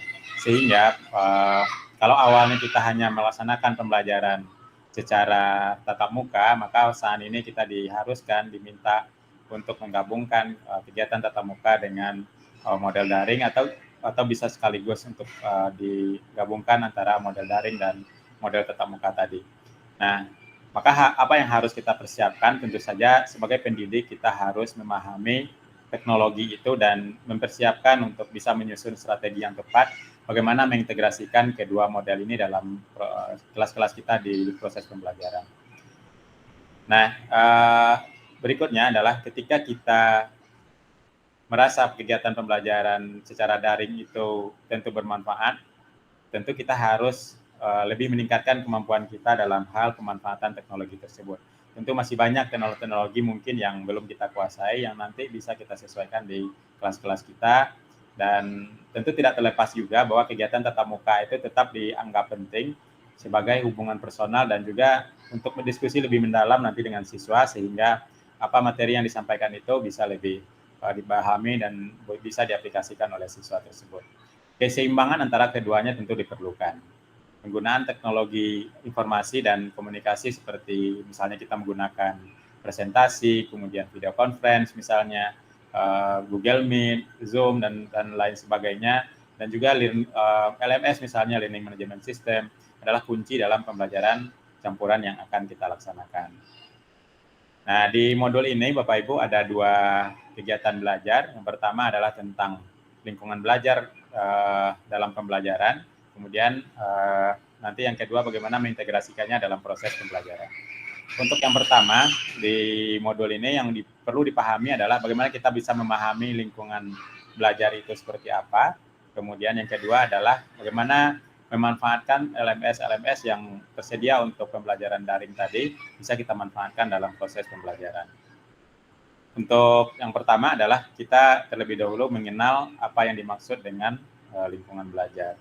Lingkungan belajar adalah hal yang sangat berperan dalam proses pendidikan, di mana lingkungan belajar itu akan sangat menentukan nanti proses pembelajaran itu sukses atau tidaknya. Tentu kita membutuhkan lingkungan belajar yang aman, nyaman, kondusif, sehingga nanti ada perubahan perilaku dari siswa, serta nanti kita harapkan siswa itu memiliki prestasi dan sekaligus meningkatkan kualitas pendidikan di Indonesia secara umum gitu. Nah, menurut Profesor Umar Hamalik, ketika kita bicara tentang lingkungan belajar, maka di situ ada proses belajar. Belajar itu menurut Umar Hamalik adalah suatu proses perubahan tingkah laku atau proses perubahan sikap dari peserta didik atau dari individu melalui interaksinya dengan lingkungan. Sehingga bisa kita pahami bahwa ketika kita belajar atau ketika seseorang belajar itu tentu harus ada perubahan tingkah laku atau sikap yang mereka dapatkan. Ketika misalnya setelah belajar tidak ada perubahan tingkah laku, tidak ada perubahan sikap, maka tentu berarti proses belajarnya belum sepenuhnya berhasil. Lingkungan belajar adalah sesuatu yang ada di alam di sekitarnya yang memiliki makna atau pengaruh terhadap kegiatan proses belajar mengajar tadi. Kemudian pengertian lain dari lingkungan belajar itu adalah dikemukakan oleh Slameto yang menyatakan bahwa lingkungan belajar peserta didik itu yang akan berpengaruh nanti terhadap prestasi belajar peserta didik yang terdiri atas lingkungan keluarga, sekolah, dan masyarakat. Jadi ketika siswa belajar, maka lingkungan belajarnya itu tidak hanya ruang kelasnya, tetapi juga lingkungan keluarganya, itu akan sangat berpengaruh, sekolahnya akan sangat berpengaruh, dan masyarakatnya akan berpengaruh. Misalnya lah, kita misalkan di sekolahnya kita sudah menciptakan lingkungan belajar yang baik, tapi di rumahnya misalnya tidak ada proses belajar, tidak ada suasana kondusif dalam keluarganya, nanti proses belajar, hasil belajar yang diharapkan itu masih belum bisa tercapai secara optimal. Kemudian Bapak Ibu, yang kedua adalah setelah kemarin tahun 2019, 20, 21 itu kita dilanda oleh pandemi COVID-19, maka kita mulai mengenal ada yang disebut sebagai proses belajar luring, ada proses belajar daring. Nah, untuk proses belajar luring, itu adalah proses belajar atau lingkungan belajar luring yang dimana kita dalam proses belajarnya kita langsung melalui interaksi tatap muka. Tidak diperlukan jaringan internet misalnya, karena kita akan langsung berinteraksi dengan siswa. Tentu ada beberapa kelebihan dan juga ada beberapa kekurangan. Misalnya untuk kelebihan, tentu ketika kita belajar secara luring, kita bisa mengontrol kelas itu secara langsung. Kita bisa melihat sikap dari siswa-siswa kita bisa menanyakan kondisi dari masing-masing siswa kita, yang mungkin ketika di pembelajaran daring itu akan agak sulit kita kerjakan. Kemudian yang kedua adalah kita bisa mendapatkan umpan balik secara langsung dalam proses belajar luring tadi. Kemudian yang ketiga tentu ada keterlibatan dalam konteks sosial yang kayak di situ ada interaksi sosial antara guru dengan siswa, antara siswa dengan temannya, dan yang terakhir adalah ada keterbukaan akan praktik langsung. Jadi misalnya pembelajaran sains atau pembelajaran IPA itu tentu membutuhkan ada praktek, ada kegiatan-kegiatan di laboratorium misalnya yang mungkin tidak sepenuhnya bisa diakomodir melalui pembelajaran daring. Walaupun misalnya di pembelajaran daring itu dengan kecanggihan teknologi yang ada sekarang, sudah ada aplikasi-aplikasi praktikum labor misalnya yang tersedia secara daring yang tidak perlu pergi ke labor, tapi itu tentu akan lebih bermakna ketika siswa itu melaksanakan praktik langsung di laboratorium misalnya. Mereka menyentuh bahannya, menyentuh alatnya, mencampurkan suatu bahan dengan bahan lainnya, itu akan lebih bermakna oleh siswa. Dan kekurangan dari lingkungan belajar luring, tentu yang pertama adalah ada biaya yang perlu dikeluarkan, ada meja, kursi, papan tulis, dan hal-hal lain yang ada di kelas yang perlu dipersiapkan oleh sekolah. Kemudian ada keterbatasan akses sumber belajar. Kalau di sekolah misalnya, tentu yang bisa diakses adalah buku paket pembelajaran yang disediakan. Tidak bervariasi biasanya, karena hanya disediakan satu jenis buku paket guru dan satu jenis buku siswa yang bisa diakses. Dan berikutnya adalah ada keterbatasan dalam fleksibilitas waktu. Ada jadwal yang disusun. Bila misalnya gurunya tidak masuk sesuai dengan jadwal yang sudah ditetapkan, maka proses tatap mukanya tidak bisa berlangsung. Gurunya tidak datang ke sekolah, maka proses belajar mengajarnya, proses belajar luringnya tidak bisa berlangsung. Beda halnya misalnya kalau kita melaksanakan secara daring. Gurunya bisa melaksanakan belajarnya dari mana saja, di tempat yang bisa disesuaikan. Kemudian ada interaksi terbatas dalam lingkup kelas, maksudnya adalah kalau misalnya belajar luring itu dengan jumlah siswa yang banyak, kemudian ukuran kelas yang kecil, kemudian ruang gerak yang terbatas misalnya, maka pembelajaran luring itu ada keterbatasan. Guru misalnya ketika berdiri di depan, itu siswa yang di belakang mungkin kurang terperhatikan. Tapi kalau belajar daring kita, maka seluruhnya bisa disapa satu-satu di dalam room yang tersedia. Kemudian Bapak Ibu, untuk lingkungan belajar daring tentu berbeda dengan yang pembelajaran luring tadi. Pembelajaran daring itu adalah lingkungan belajar yang tanpa melakukan tatap muka dengan memanfaatkan jaringan internet dan platform teknologi yang mendukung. Ada kelebihan yang sudah juga tidak tersinggung tadi ketika kita menjelaskan pembelajaran luring. Di antaranya adalah pembelajaran daring itu adalah alternatif tanpa membutuhkan kehadiran fisik. Siswanya tidak perlu hadir, kita bertemu secara langsung.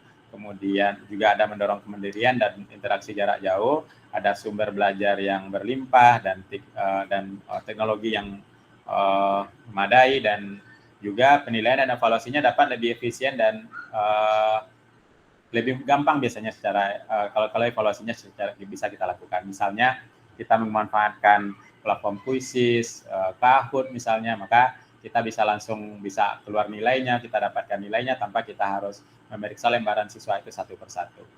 Tetapi tetap ada kekurangan seperti yang tadi, ada kendala harus ada internetnya, ada perangkatnya, kemudian ada kurang dalam interaksi antara siswa dan guru dalam hal bimbingan untuk dalam proses pembelajaran tadi. Sulit memantau perkembangan karakter siswa juga, karena terkadang beberapa siswa misalnya, mungkin ini kita alami bersama, ketika kita melaksanakan Google Meet, menggunakan Zoom dan platform-platform yang lain itu, ada siswa-siswa yang saat pembelajaran itu tidak fokus memperhatikan, ada yang mungkin sambil melakukan kegiatan-kegiatan yang lain. Terus dari proses tadi kita juga mengenal ada namanya blended learning. Blended learning itu adalah proses pembelajaran campuran yang merupakan metode inovatif yang menggabungkan pembelajaran tatap muka dengan pembelajaran daring tadi. Bisa dilaksanakan secara bersamaan atau misalnya dalam waktu yang berbeda. Misalnya di pagi harinya kita laksanakan tatap muka, tetapi nanti di rumah misalnya siswa bisa mengakses sumber-sumber belajar e-learning, LMS misalnya, untuk mendapatkan sumber-sumber belajar yang lain, mengerjakan tugas, mendapatkan informasi, diskusi dengan temannya, dan lain-lain. Nah, ketika itu kita gabungkan, maka itu bisa kita kenal sebagai blended learning tadi. Nah, model ini menggabungkan 3 model utama, yaitu dia menggabungkan pembelajaran daring, kemudian ada tatap muka, dan pembelajaran mandiri dengan siswa mengakses e-learning atau LMS yang disediakan. Termasuk kita juga sebagai guru juga bisa menggunakan pemanfaatan blended learning ini dalam kita meningkatkan kompetensi kita sebagai guru. Kemudian ada yang disebut sebagai hybrid learning.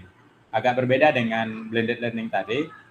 Hybrid learning itu adalah proses pembelajaran yang kita laksanakan menggabungkan pembelajaran daring dengan pengajaran di ruang kelas nyata itu dalam satu waktu yang bersamaan. Jadi di usia, misalnya untuk sekolah Indonesia di luar negeri itu ada proses pembelajaran kelas hybrid.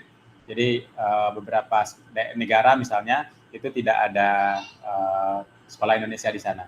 Nah, siswa-siswa di sana, orang-orang Indonesia, anak-anak Indonesia itu kemudian didaftarkan di sekolah-sekolah Indonesia yang menyediakan tatap muka. Nanti di kelas-kelas yang tatap muka tadi, sekaligus akan dipasang perangkat-perangkat, pasang TV, yang nanti siswa-siswa dari negara-negara yang tidak menyediakan sekolah Indonesia tadi, maka mereka bisa bergabung secara daring di sana, melihat proses pembelajaran di dalam kelas, walaupun mereka secara fisik tidak berada di situ. Nah, ini yang kita kenal sebagai hybrid learning tadi. Ada beberapa kunci utama dalam penerapan hybrid learning tadi. Yang pertama tentu saja dalam hybrid learning itu ada pembelajaran langsung atau tatap muka yang dilakukan secara sinkronus atau secara bersamaan. Kemudian dalam hybrid learning itu ada kombinasi dengan pembelajaran mandiri. Peserta didik itu menentukan kecepatan belajarnya masing-masing. Kemudian ada asesmen yang perlu diperhatikan adalah dalam asesmennya pendidik perlu membuat kombinasi jenis asesmen yang bisa menyesuaikan antara yang hadir secara tatap muka dan yang hadir secara daring dengan secara fleksibel dan dapat diakses secara leluasa oleh peserta didik tadi. Dan termasuk juga misalnya ada performance support material, ada butuh sumber daya yang diperlukan untuk mendukung proses pembelajaran dalam hybrid learning tadi. Kemudian dalam proses selama proses pembelajaran tadi, khususnya untuk pembelajaran daring ataupun dalam blended learning tadi, kita akan mengenal ada yang disebut sebagai learning management system. Nah, learning management system ini adalah sebuah platform pembelajaran yang berbasis teknologi nanti yang memungkinkan pembelajaran daring yang fleksibel dan mudah diakses oleh peserta. Kita sebagai guru mungkin sudah akhir-akhir ini kita sudah terbiasa misalnya dengan Google Classroom, dengan Microsoft Teams misalnya, atau misalnya platform Merdeka Mengajar, maka itu sebenarnya adalah LMS yang sudah kita sering gunakan. Ada fitur-fitur yang mungkin sudah terbiasa kita lihat di situ, ada penggunaan yang mudah, kemudian menampilkan halaman antarmuka yang menarik dan memudahkan penggunaan. Jadi kita melihat ada menu-menu yang fitur-fitur yang disediakan itu, ada panduannya, ada mungkin bantuannya yang bisa kita manfaatkan. Kemudian untuk masuk di situ kita tidak perlu administrasinya, kita tidak perlu mendatangi langsung misalnya penyedia LMS-nya, kita bisa mendaftarkannya secara daring. Kemudian di situ juga ada kelas daring yang tersedia, kemudian ada kuisnya seperti kita mengakses misalnya platform Merdeka Mengajar itu, maka kita bisa ada tersedia di situ kuis, tersedia itu informasi, tersedia di situ tahap-tahapan pembelajaran, pelatihan mandiri misalnya yang bisa kita manfaatkan seperti yang dibahas di modul-modul sebelumnya, yang kemudian bisa kita akses secara daring. Dan juga ada ruang diskusi. Jadi kalau kita ragu terhadap suatu materi atau informasi yang tersedia di ruang LMS tadi, maka ada ruang diskusi yang disediakan untuk kita saling bisa bertukar informasi dengan peserta-peserta yang lain. Dan yang salah satu yang menarik adalah ada fitur laporan yang bisa dimanfaatkan, yang bisa diperoleh, yang menampilkan nanti gambaran tentang proses pembelajaran yang sudah terlaksana di LMS tersebut. Kemudian, kalau kita bicara kelebihan dan kekurangan di LMS, tentu saja kalau kita lihat dari LMS, di situ ada alternatif pembelajaran yang dapat diinovasikan dengan metode lain. Jadinya, misalnya bisa kita kombinasikan seperti yang disampaikan tadi, ada proses pembelajaran tatap muka nanti untuk tugas-tugas, untuk pengumpulan tugas, untuk informasi-informasi lain, diskusi misalnya kita bisa manfaatkan misalnya Google Classroom selain kita pembelajaran di kelas. Kalau di kelas misalnya terbatas 1 jam pelajaran itu 45 menit atau 35 menit, maka nanti kita bisa berinteraksi lebih luas di LMS yang tersedia tadi. Kemudian juga ada kita akan mudah nanti mengelola kelas itu secara daring kalau kita memanfaatkan LMS. Kalau kita misalnya belajar daringnya tanpa menggunakan LMS, kita mungkin perlu mengecek satu-satu tugas yang perlu yang dikumpulkan oleh siswa. Tapi kalau disediakan LMS misalnya, maka di LMS itu sudah ada sistemnya, sudah ada kemudahan untuk mengelola kelas yang kita kelola tadi. Dan hal-hal lain yang sangat menguntungkan dari LMS yang tersedia tadi. Kalau dari siswa misalnya, tentu siswa akan mendiri dan mengimplementasikan kemampuan TIK-nya dalam proses pembelajaran.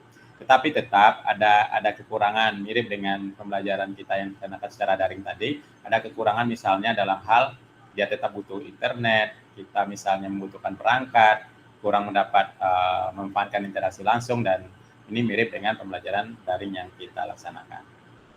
Kemudian banyak sekali Bapak Ibu contoh aplikasi LMS yang bisa kita manfaatkan dalam proses pembelajaran yang mungkin sudah selama proses sejak ada COVID dari 2019, 20, 21 mungkin sudah banyak yang kita manfaatkan. Misalnya kita manfaatkan Google Classroom, Microsoft Teams, Moodle misalnya, atau Canvas yang sangat umum ya. Canvas misalnya yang sangat umum itu salah satunya misalnya ketika kita mengakses platform Merdeka Mengajar misalnya, itu adalah salah satu memanfaatkan yang dikembangkan adalah dengan LMS yang berbasis Canvas tadi. Yang pertama misalnya ketika kita ingin melihat tentang Google Classroom, maka Google Classroom itu memudahkan kita dalam hal jadi salah satu solusi terbaik lah dalam pengelolaan kelas daring, karena kegunaannya yang mudah dipahami dan membantu interaksi antara pendidik dan peserta didik itu yang didukung juga oleh Kementerian Pendidikan Bapak Ibu. Sekarang kita punya akun Belajar ID yang dengan memberikan akses yang mudah ke berbagai layanan Google Classroom tadi. Ini salah satu kemudahan yang kita gunakan dengan menggunakan akun Belajar ID yang sudah disediakan oleh Kementerian Pendidikan. Nah, maka peserta pembatik 2024 yang sekarang sudah berada di level 2 saat ini akan bisa memanfaatkan Google Classroom ini, dan bagaimana pemanfaatannya kita bisa menggunakan ada banyak sekali tutorial-tutorial termasuk yang disediakan di modul 6 dalam level 2 ini Bapak Ibu. Jadi kalau nanti Bapak Ibu mau melihat lebih jauh tentang Google Classroom itu seperti apa, fitur-fiturnya apa, mungkin yang ini ya yang belum terbiasa menggunakan. Kalau Anda terbiasa menggunakan, mungkin nanti kalau soal-soal yang berkaitan dengan Google Classroom di post-test akan sangat mudah untuk diselesaikan. Tapi kalau misalnya ada di antara kita yang belum terbiasa dengan Google Classroom, maka nanti di modul itu ada tersedia link-link yang bisa diakses untuk memanfaatkan Google Classroom tadi. Saya sedikit lihat, coba kita lihat misalnya di Google Classroom ya. Di Google Classroom itu, ini Google Classroom, kelihatan ya Niriza ya, yang share screen-nya ya. Kelihatan, Winis. Oke, nah misalnya di Google Classroom ada tautan 2.1 Bapak Ibu, bagaimana kecanggihan pemanfaatan Google Classroom dan Google Lens di jenjang SMP. Nah, ini bisa Bapak Ibu klik, fitur-fiturnya apa saja, mulainya dari mana, ada playlist video tutorial Google Classroom juga, ada pusat bantuan untuk Google Classroom juga. Nanti mungkin di bagian post-test akan ada pertanyaan di luar dari modul ini, tetapi terkait dengan link bahan ajar yang diberikan di sini. Jadi bisa saja misalnya ketika nanti ditanya tentang menu atau fitur-fitur yang ada di Google Classroom, Bapak Ibu bisa lihat di link yang di sini. Kemudian berikutnya adalah termasuk Microsoft Teams yang juga salah satu yang sangat familiar ya dengan proses pembelajaran, terutama setelah kita mengenal pembelajaran daring. Ini Microsoft Teams adalah pembelajaran daring juga yang bisa kita manfaatkan. Ini dikembangkan oleh Microsoft yang kemudian memberikan banyak kemudahan. Fitur tambahannya misalnya dia juga bisa terhubung ke form dan membantu materi-materi kita itu supaya lebih bisa kita rekap atau kita kumpulkan secara lebih gampang. Nah, bagaimana penggunaannya Bapak Ibu juga bisa lihat di banyak link yang disediakan, cara membuat kelasnya seperti apa, dan yang di sini ada cara memulainya seperti apa. Kemudian kalau mau lengkap Bapak Ibu bisa di tautan 27 misalnya yang disediakan resmi dari Microsoft-nya. Jadi video pelatihan Microsoft Teams-nya misalnya. Ini kalau kita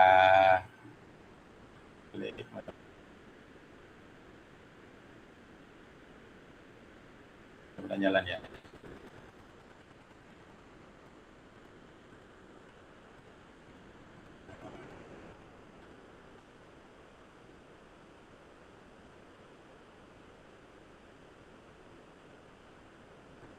Ibu nanti bisa cek, nanti ini banyak bagaimana cara memulainya, bagaimana masuknya, bagaimana membuat kelasnya, kolaborasi dengan tim dalam membuat saluran dan semacamnya. Itu ya Bapak Ibu terkait dengan Microsoft Teams tadi. Kemudian Bapak Ibu kita kembali ke paparan tadi.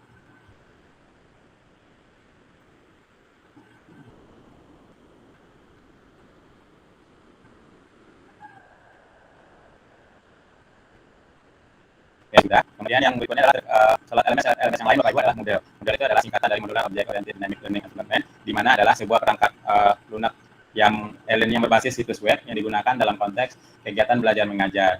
Nah, yang ini Bapak Ibu yang paling familiar sekarang adalah mungkin kita sudah mengenal ada program namanya Awan Penggerak. Nah, Awan Penggerak itu saat ini menggunakan LMS berbasis model ini Bapak Ibu. Jadi kalau mau tahu model itu seperti apa, itu tampilannya seperti tampilan program Awan Penggerak yang sekarang sedang digalakkan, sedang diluncurkan oleh Kementerian Pendidikan. Kemudian nanti link-linknya, penggunaannya, modelnya seperti apa juga ada di modul tadi, mau didalami Bapak Ibu. Kemudian ada Canvas ya, ada Canvas, sebuah LMS yang sangat terkenal dan inovatif yang ini paling sering mungkin kita gunakan, di mana salah satunya pemanfaatannya adalah pemanfaatan dalam platform Merdeka Mengajar. Jadi platform Merdeka Mengajar itu memanfaatkan Canvas ini Bapak Ibu. Jadi LMS Canvas inilah yang digunakan. Mungkin kita sudah terbiasa bagaimana bagusnya atau pengelolaan dari platform Merdeka Mengajar tadi. Dari ketika kita mengambil pelatihan mandiri, misalnya kita bisa menonton video, berikutnya bisa kita bertahap ya, bisa kita belajar bertahap. Kita melihat modulnya, melihat soal-soalnya, mengerjakan soal-soalnya, dan termasuk nanti sampai ke penyelesaian satu pelatihan yang tersedia di situ. Kemudian yang kedua adalah bagaimana sekarang mengelola kelas yang terintegrasi TIK itu untuk pembelajaran yang kolaboratif. Kolaboratif ini artinya tidak lagi pembelajaran yang didominasi oleh guru melalui metode ceramah misalnya, tetapi pembelajaran yang kolaboratif, bagaimana siswa menjadi pelaku utama dalam proses pembelajaran, di mana kita sebagai guru untuk memfasilitasinya. Ini sebuah kasus misalnya, Bu Gendis dalam proses pembelajarannya, dia dengan mungkin sudah sangat antusias ya, dengan suara yang lantangnya, mencoba menjelaskan tentang proses pembelajaran yang gerhana bulan. Nah, jadi dia sudah coba, Bu Gendis sudah coba menjelaskan tentang gerhana bulan, siswa sudah membaca buku pelajaran yang disediakan, mungkin ini pernah kita kerjakan, pernah kita lakukan. Guru mengarahkan siswa untuk membaca bergantian misalnya gerhana bulan itu seperti apa, kemudian Bu Gendis sudah memberikan gambar di papan tulis, tetapi ternyata ketika Bu Gendis mencek nilai hasil penilaian dari siswanya, terus Bu Gendis heran kenapa nilai siswanya hanya segitu saja, ya, dari tidak ada perubahan, banyak yang di bawah KKM misalnya. Apa sebenarnya permasalahan dari Bu Gendisnya? Apa pendapat kita Bapak Ibu sebagai guru, dan kita mungkin sering mengalaminya. Kita sudah berusaha menjelaskan dengan sedetail-detailnya, dari A sampai Z kita jelaskan dengan latihan soalnya, tetapi perubahan nilai di siswa itu tidak terjadi. Nah, ini mungkin sejalan dengan apa yang disampaikan oleh Edgar Dell tentang kerucut pengalaman belajar Bapak Ibu. Jadi kalau kita perhatikan nanti Bapak Ibu bisa lihat, kalau mau lihat sumbernya dari jurnal, ini bersumber dari jurnal, bagaimana kerucut pengalaman belajar ini mempengaruhi nanti keberhasilan pembelajaran. Kalau kita lihat Bapak Ibu, apa yang dilakukan Bu Gendis itu ternyata berada di puncak piramidanya. Apa maknanya? Apa yang diperoleh oleh siswa melalui proses belajar dengan metode ceramah yang disampaikan oleh Bu Gendis tadi, itu ternyata hanya puncak piramida. Artinya tidak seberapa jika dibandingkan dalam proses pembelajaran yang menggunakan presentasi atau mengajari yang lain. Jadi ketika proses belajarnya ada siswa yang tutor sebaya misalnya mengajari temannya yang lain, maka hasil belajarnya menurut Edgar Dell itu akan jauh lebih baik dibandingkan dengan ceramah yang dikerjakan. Anggaplah misalnya Bu Gendis sudah berceramah, kemudian siswa sudah membaca, mendengarkan audio, itu masih belum sebanding misalnya dengan ketika proses pembelajaran itu dilaksanakan melalui proses yang melibatkan siswa secara aktif Bapak Ibu. Ini melalui yang dinyatakan oleh Edgar Dell, mungkin Bapak Ibu kita bisa berbeda pendapat, tetapi ini adalah yang sudah melalui hasil penelitian Bapak Ibu. Kemudian bagaimana pengelolaan kelas ketika kita ingin mengintegrasikan TIK itu dalam proses pembelajaran. Nah, pengelolaan kelas itu tentu adalah usaha kita bagaimana mewujudkan suasana pembelajaran yang efektif dan yang menyenangkan, sehingga nanti proses pembelajaran itu dan hasil yang kita harapkan itu bisa tercapai dengan baik. Nah, bagaimana cara kita mengelola kelas yang berbasis TIK, Bapak Ibu? Tadi mungkin di modul 5, modul 4 itu sudah dijelaskan bagaimana memanfaatkan sumber-sumber belajar yang ada. Maka dalam pengelolaan kelas yang berbasis TIK itu, maka kita perlu menerapkan integrasian TIK itu supaya keterampilan TIK siswa itu bisa terbangun dan nanti ada kreativitas kita sebagai pendidik di situ, supaya nanti kecanggihan teknologi yang ada itu bisa dimanfaatkan sehingga siswa itu bisa belajar secara mandiri untuk memperoleh informasi-informasi yang begitu banyak, Bapak Ibu. Informasi yang kita miliki itu masih belum seberapa, misalnya dengan informasi yang ada di gadget siswa, di HP, di Android yang biasa digunakan oleh siswa sehari-hari. Mungkin apa yang kita sampaikan itu sudah informasi beberapa tahun yang lalu, tidak lagi informasi baru misalnya, sehingga nanti tentu siswa terkadang tidak terlalu memperhatikan apa yang kita sampaikan, karena mereka menganggap, oh ini informasi yang sudah lama, dan mereka mungkin sudah mendapatkan informasi yang lebih baru dari itu. Kemudian ada beberapa model pembelajaran, Bapak Ibu, yang bisa digunakan dalam hal mengintegrasikan TIK tadi dalam proses pembelajaran. Ada yang dikenal sebagai resources based learning. Nah, dalam hal ini Bapak Ibu, ini adalah proses pembelajaran yang langsung menghadapkan siswa itu dengan suatu atau sejumlah besar sumber belajar secara individu, Bapak Ibu. Jadi resources, jadi siswa itu dihadapkan dengan banyak sumber belajar, sehingga mereka lebih memahami apa-apa yang dipelajari tadi. Berbeda misalnya ketika kita belajar tatap muka di kelas misalnya. Ketika kita tidak memanfaatkan sumber-sumber TIK tadi. Mungkin hanya sumber kita hanya buku paket saja. Tapi ketika memanfaatkan resources yang ada, video-video YouTube, video-video sumber-sumber belajar yang lain, misalnya simulasi dalam praktek pembelajaran, praktikum kimia misalnya, ketika itu kita manfaatkan, maka sumber belajarnya bisa lebih banyak. Maka ini sudah mengintegrasikan TIK dalam pembelajaran. Nanti salah satu juga tugas dari level 2 ini nanti diharapkan Bapak Ibu itu mengintegrasikan TIK dalam pembelajaran untuk kemudian nanti bisa Bapak Ibu manfaatkan, bisa untuk meningkatkan kualitas pembelajaran Bapak Ibu. Kemudian juga bisa dengan memanfaatkan problem based learning atau case ya, berdasarkan kasus. Jadi siswa itu dihadapkan pada masalah-masalah yang ada dalam kehidupan sehari-hari. Dalam pembelajaran pembelajaran biologi misalnya, ketika proses pembelajaran kebersihan lingkungan dan yang lain, maka mungkin bisa dihadapkan pada kasus sampah yang tidak pada tempatnya dan hal-hal lain. Dan itu bisa kita gunakan sumber-sumber belajar yang ada.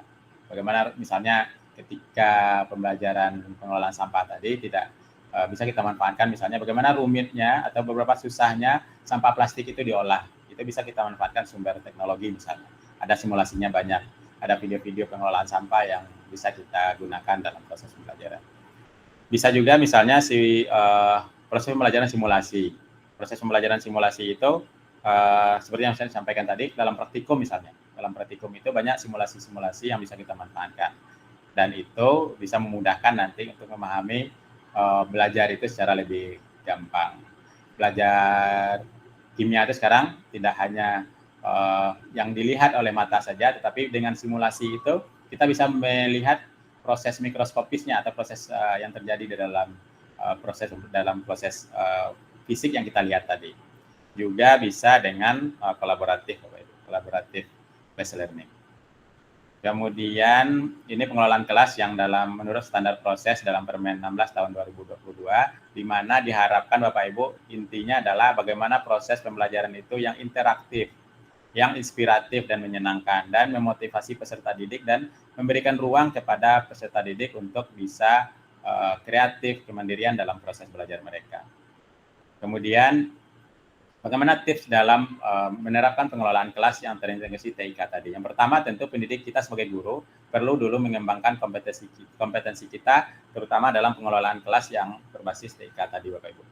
Kemudian kita juga perlu fleksibel dalam pemanfaatan teknologi. Kemudian yang paling utama, Bapak Ibu, kita harus melibatkan peserta didik dalam memanfaatkan TIK tadi. Jangan misalnya kita sudah mengintegrasikan TIK, tapi yang memanfaatkan TIK-nya semua perangkat-perangkatnya itu kita langsung yang mengoperasikan sendiri, tidak melibatkan siswa. Tentu ini belum sepenuhnya akan mencapai hasil yang diharapkan. Kemudian ini langkah-langkah yang bisa Bapak Ibu lakukan ketika mengintegrasikan TIK dalam proses pembelajaran yang kolaboratif tadi. Tentu kita harus situasi awalnya perlu kita pahami, jangan nanti misalnya siswa tidak memiliki perangkat Android, misalnya kita ingin memanfaatkan Android dalam proses pembelajaran. Tentu kita harus melihat situasi awal lingkungan belajarnya. Kemudian memilih platform yang sesuai, kemudian berbasis proyek, kemudian juga meminta umpan balik dari siswa. Ini salah satu contoh inspirasi juga ketika kita ingin menggunakan teknologi tapi kita terkendala jaringan internet dan lain-lain sebagainya. Ini bisa Bapak Ibu tonton nanti bagaimana membangun pembelajaran tanpa internet dari Lembah Telaga Puncak. Jadi intinya kira-kira tidak ada internet tapi TIK-nya, integrasi TIK-nya bisa tetap terlaksana. Kemudian ada refleksi yang perlu dilakukan nanti ketika proses pembelajaran yang mengintegrasikan TIK tadi Bapak Ibu. Nah, bagaimana ide pelaksanaannya? Misalnya ide pelaksanaan melakukan refleksi pembelajaran tadi. Salah satu yang bisa memanfaatkan adalah melalui penggunaan platform Merdeka Mengajar. Nanti Bapak Ibu mungkin kita sudah biasa mengakses ini, Bapak Ibu bisa akses di bagian ide praktek ya. Ide praktek, kemudian Bapak Ibu bisa cari di refleksi guru. Ini ya, seperti tampilan yang ditampilkan. Nanti di refleksi guru itu banyak sekali yang Bapak Ibu bisa lihat. Ada refleksi guru untuk meningkatkan kualitas pembelajaran, ada refleksi-refleksi yang lain yang bisa dimanfaatkan.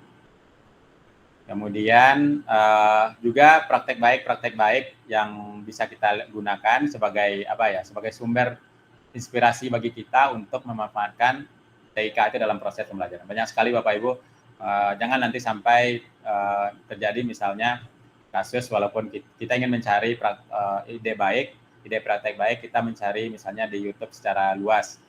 Nah ini kasus misalnya di YouTube itu memang banyak sumber belajar, namun terkadang tidak relevan dengan situasi yang saya hadapi di sekolah, misalnya kasus sesuai dengan gambar ini ya. Jadi menghabiskan banyak waktu untuk mencari inspirasi, tapi setelah itu masih juga harus menghabiskan waktu untuk menemukan yang saya cari. Artinya belum juga ketemu mana inspirasi atau praktek baik yang pas yang bisa dikerjakan di kelasnya. Maka Bapak Ibu bisa manfaatkan bukti karya yang ada di PMM, nanti di bagian bukti karya bisa scroll ke bawah, kemudian ambil di bagian praktek baik. Maka akan ada nanti banyak praktek baik yang bisa kita manfaatkan, kita adopsi, kita tiru, kita modifikasi untuk penggunaan kita disesuaikan dengan kelas kita masing-masing. Jadi Bapak Ibu, banyak sekali sumber-sumber yang bisa kita gunakan praktek baik dengan metode STAR tadi ya. Ini metode STAR yang situasinya, kemudian kita lihat situasinya seperti apa, tantangan aksinya, refleksi hasil, dan dampaknya seperti apa. Bagaimana penggunaannya Bapak Ibu bisa gunakan link yang ada di modul Bapak Ibu semua. Terima kasih Uni Riza, itu terkait dengan pendalaman modul. Mudah-mudahan masih semangat untuk mengikuti level 2 bagi Bapak Ibu seluruhnya. Dan saya kembalikan ke Uni Riza. Silakan Uni Riza. Assalamualaikum warahmatullahi wabarakatuh. Waalaikumsalam warahmatullahi wabarakatuh. Luar biasa panjang dan lebar ya Pak Yunis ya. Dengan ide-ide nanti dalam penggunaan TIK dalam pembelajaran. Nah, kita perlu mengenal lingkungan, memilih yang tepat, dan mencari inspirasi yang ada untuk pembelajaran penggunaan TIK dalam kelas kita. Baik, mungkin sesi berikutnya perlu penguatan dari PTP kita, dari Bu Yuni Isratul Aini, PTP BGP Provinsi Bengkulu. Halo Bu Yuli. Assalamualaikum warahmatullahi wabarakatuh. Waalaikumsalam. Silakan Ibu. Halo Bapak Ibu guru hebat yang ada di level 2 ini. Saya memberikan sedikit penguatan saja dari apa yang sudah dipaparkan oleh Pak Yunis tadi, bahwa kita dalam pembelajaran kita dihadapkan pada beberapa lingkungan pembelajaran, baik daring maupun luring. Tadi ada juga hibrid dan ini ya blended tadi juga. Kemudian juga kita dikenalkan beberapa alat teknologi semacam LMS yang bisa kita gunakan untuk pengelolaan pembelajaran e-learningnya. Silakan nanti Bapak Ibu pelajari lebih jauh gitu ya. Kemudian tadi juga kita bagaimana pada tujuan akhirnya pembelajaran yang akan kita terapkan, kita implementasikan adalah pembelajaran yang berpusat pada peserta didik. Sumber-sumber belajar, sumber-sumber teknologi yang bisa kita gunakan sudah cukup banyak tersedia. Tadi ada PMM ya, melalui berbagai media yang bisa kita gunakan dalam PMM, kemudian juga rumah belajar. Ya, silakan itu dimanfaatkan, juga ada beberapa sumber belajar. silakan nanti kita buat kelola dalam kelasnya baik secara daring maupun luring, tapi pada prinsipnya kita sesuaikan dengan kebutuhan dan kondisi yang ada. Kalau memang tidak memungkinkan luring, kita menggunakan daring seperti itu atau gabungan keduanya. Untuk bagian akhir ini saya mengajak kepada Ibu Bapak Ibu guru hebat di level 2 untuk semangat, dan ada satu pantun ini saya berikan ini ya. Nah, tolong cakepnya. Oke. Makan pagi pakai sambal terasi. Cakep. Makannya dengan lalap sayuran. Mari manfaatkan teknologi untuk meningkatkan mutu pembelajaran. Sekian dari saya. Oke. Terima kasih, saya kembalikan ke Bu. Ya. Oke, terima kasih Ibu. Luar biasa pantunnya Ibu. Dan semangat untuk para peserta kita di level 2 di kelas 31 ini. Alhamdulillah Bapak Ibu tutor dan Bapak Ibu guru hebat peserta level 2 kelas implementasi kelas 31, kita udah sampai ke tahap akhir nih Bapak Ibu guru. Nah, Bapak Ibu yang maksudnya mungkin ada pertanyaan dengan 3 modul yang sudah ditetapkan oleh dari kita, ada pertanyaannya boleh kita Bapak Ibu ketik di Google Space atau Google Chat kita kita apa yang ingin Bapak Ibu tanyakan, nanti kita akan berdiskusi bersama. Mungkin Bapak Ibu dari tutor, demikian kegiatan kita kali ini. Ada mungkin kata penutup mungkin dari Bapak Ibu tutor. Saya untuk motivasi untuk para peserta pembatik level 2, tetap semangat, pergunakan dan manfaatkan teknologi dalam proses pembelajaran. Jangan sampai siswa lebih pintar dari guru. Oke. Sesuai dengan moto Tuturi Handayani. Tetap semangat para peserta pembatik level 2. Sukses selalu. Sukses selalu. Semangat selalu ya Pak ya. Oke, terima kasih.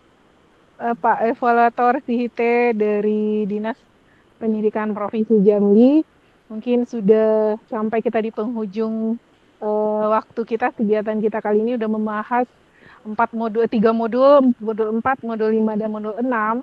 Jadi terima kasih kami ucapkan kepada Bapak Ibu tutor yang sudah memberikan paparan dan penguatan dan motivasinya.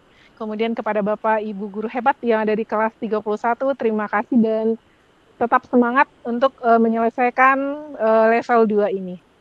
Baik, terima kasih. Akhir kata mungkin saya tutup juga dengan pantun, membalas pantun Bu Yuli tadi ya. Oke, burung pelikan, burung cendrawasih, berarti cukup sekian. Terima kasih. Cakep ya Bu ya. Oke, terima kasih Bapak Ibu tutor semua dan Bapak guru hebat di kelas 31. Saya akhiri, mungkin mohon maaf dari kami, para Ibu tutor yang atas segala kekurangan yang ada. Kita sama-sama belajar untuk meningkatkan kompetensi diri dan memberikan pembelajaran yang baik untuk yang menyenangkan untuk siswa kita. Akhir kata, saya ucapkan Assalamualaikum warahmatullahi wabarakatuh. Waalaikumsalam. Waalaikumsalam warahmatullahi wabarakatuh. Terima kasih.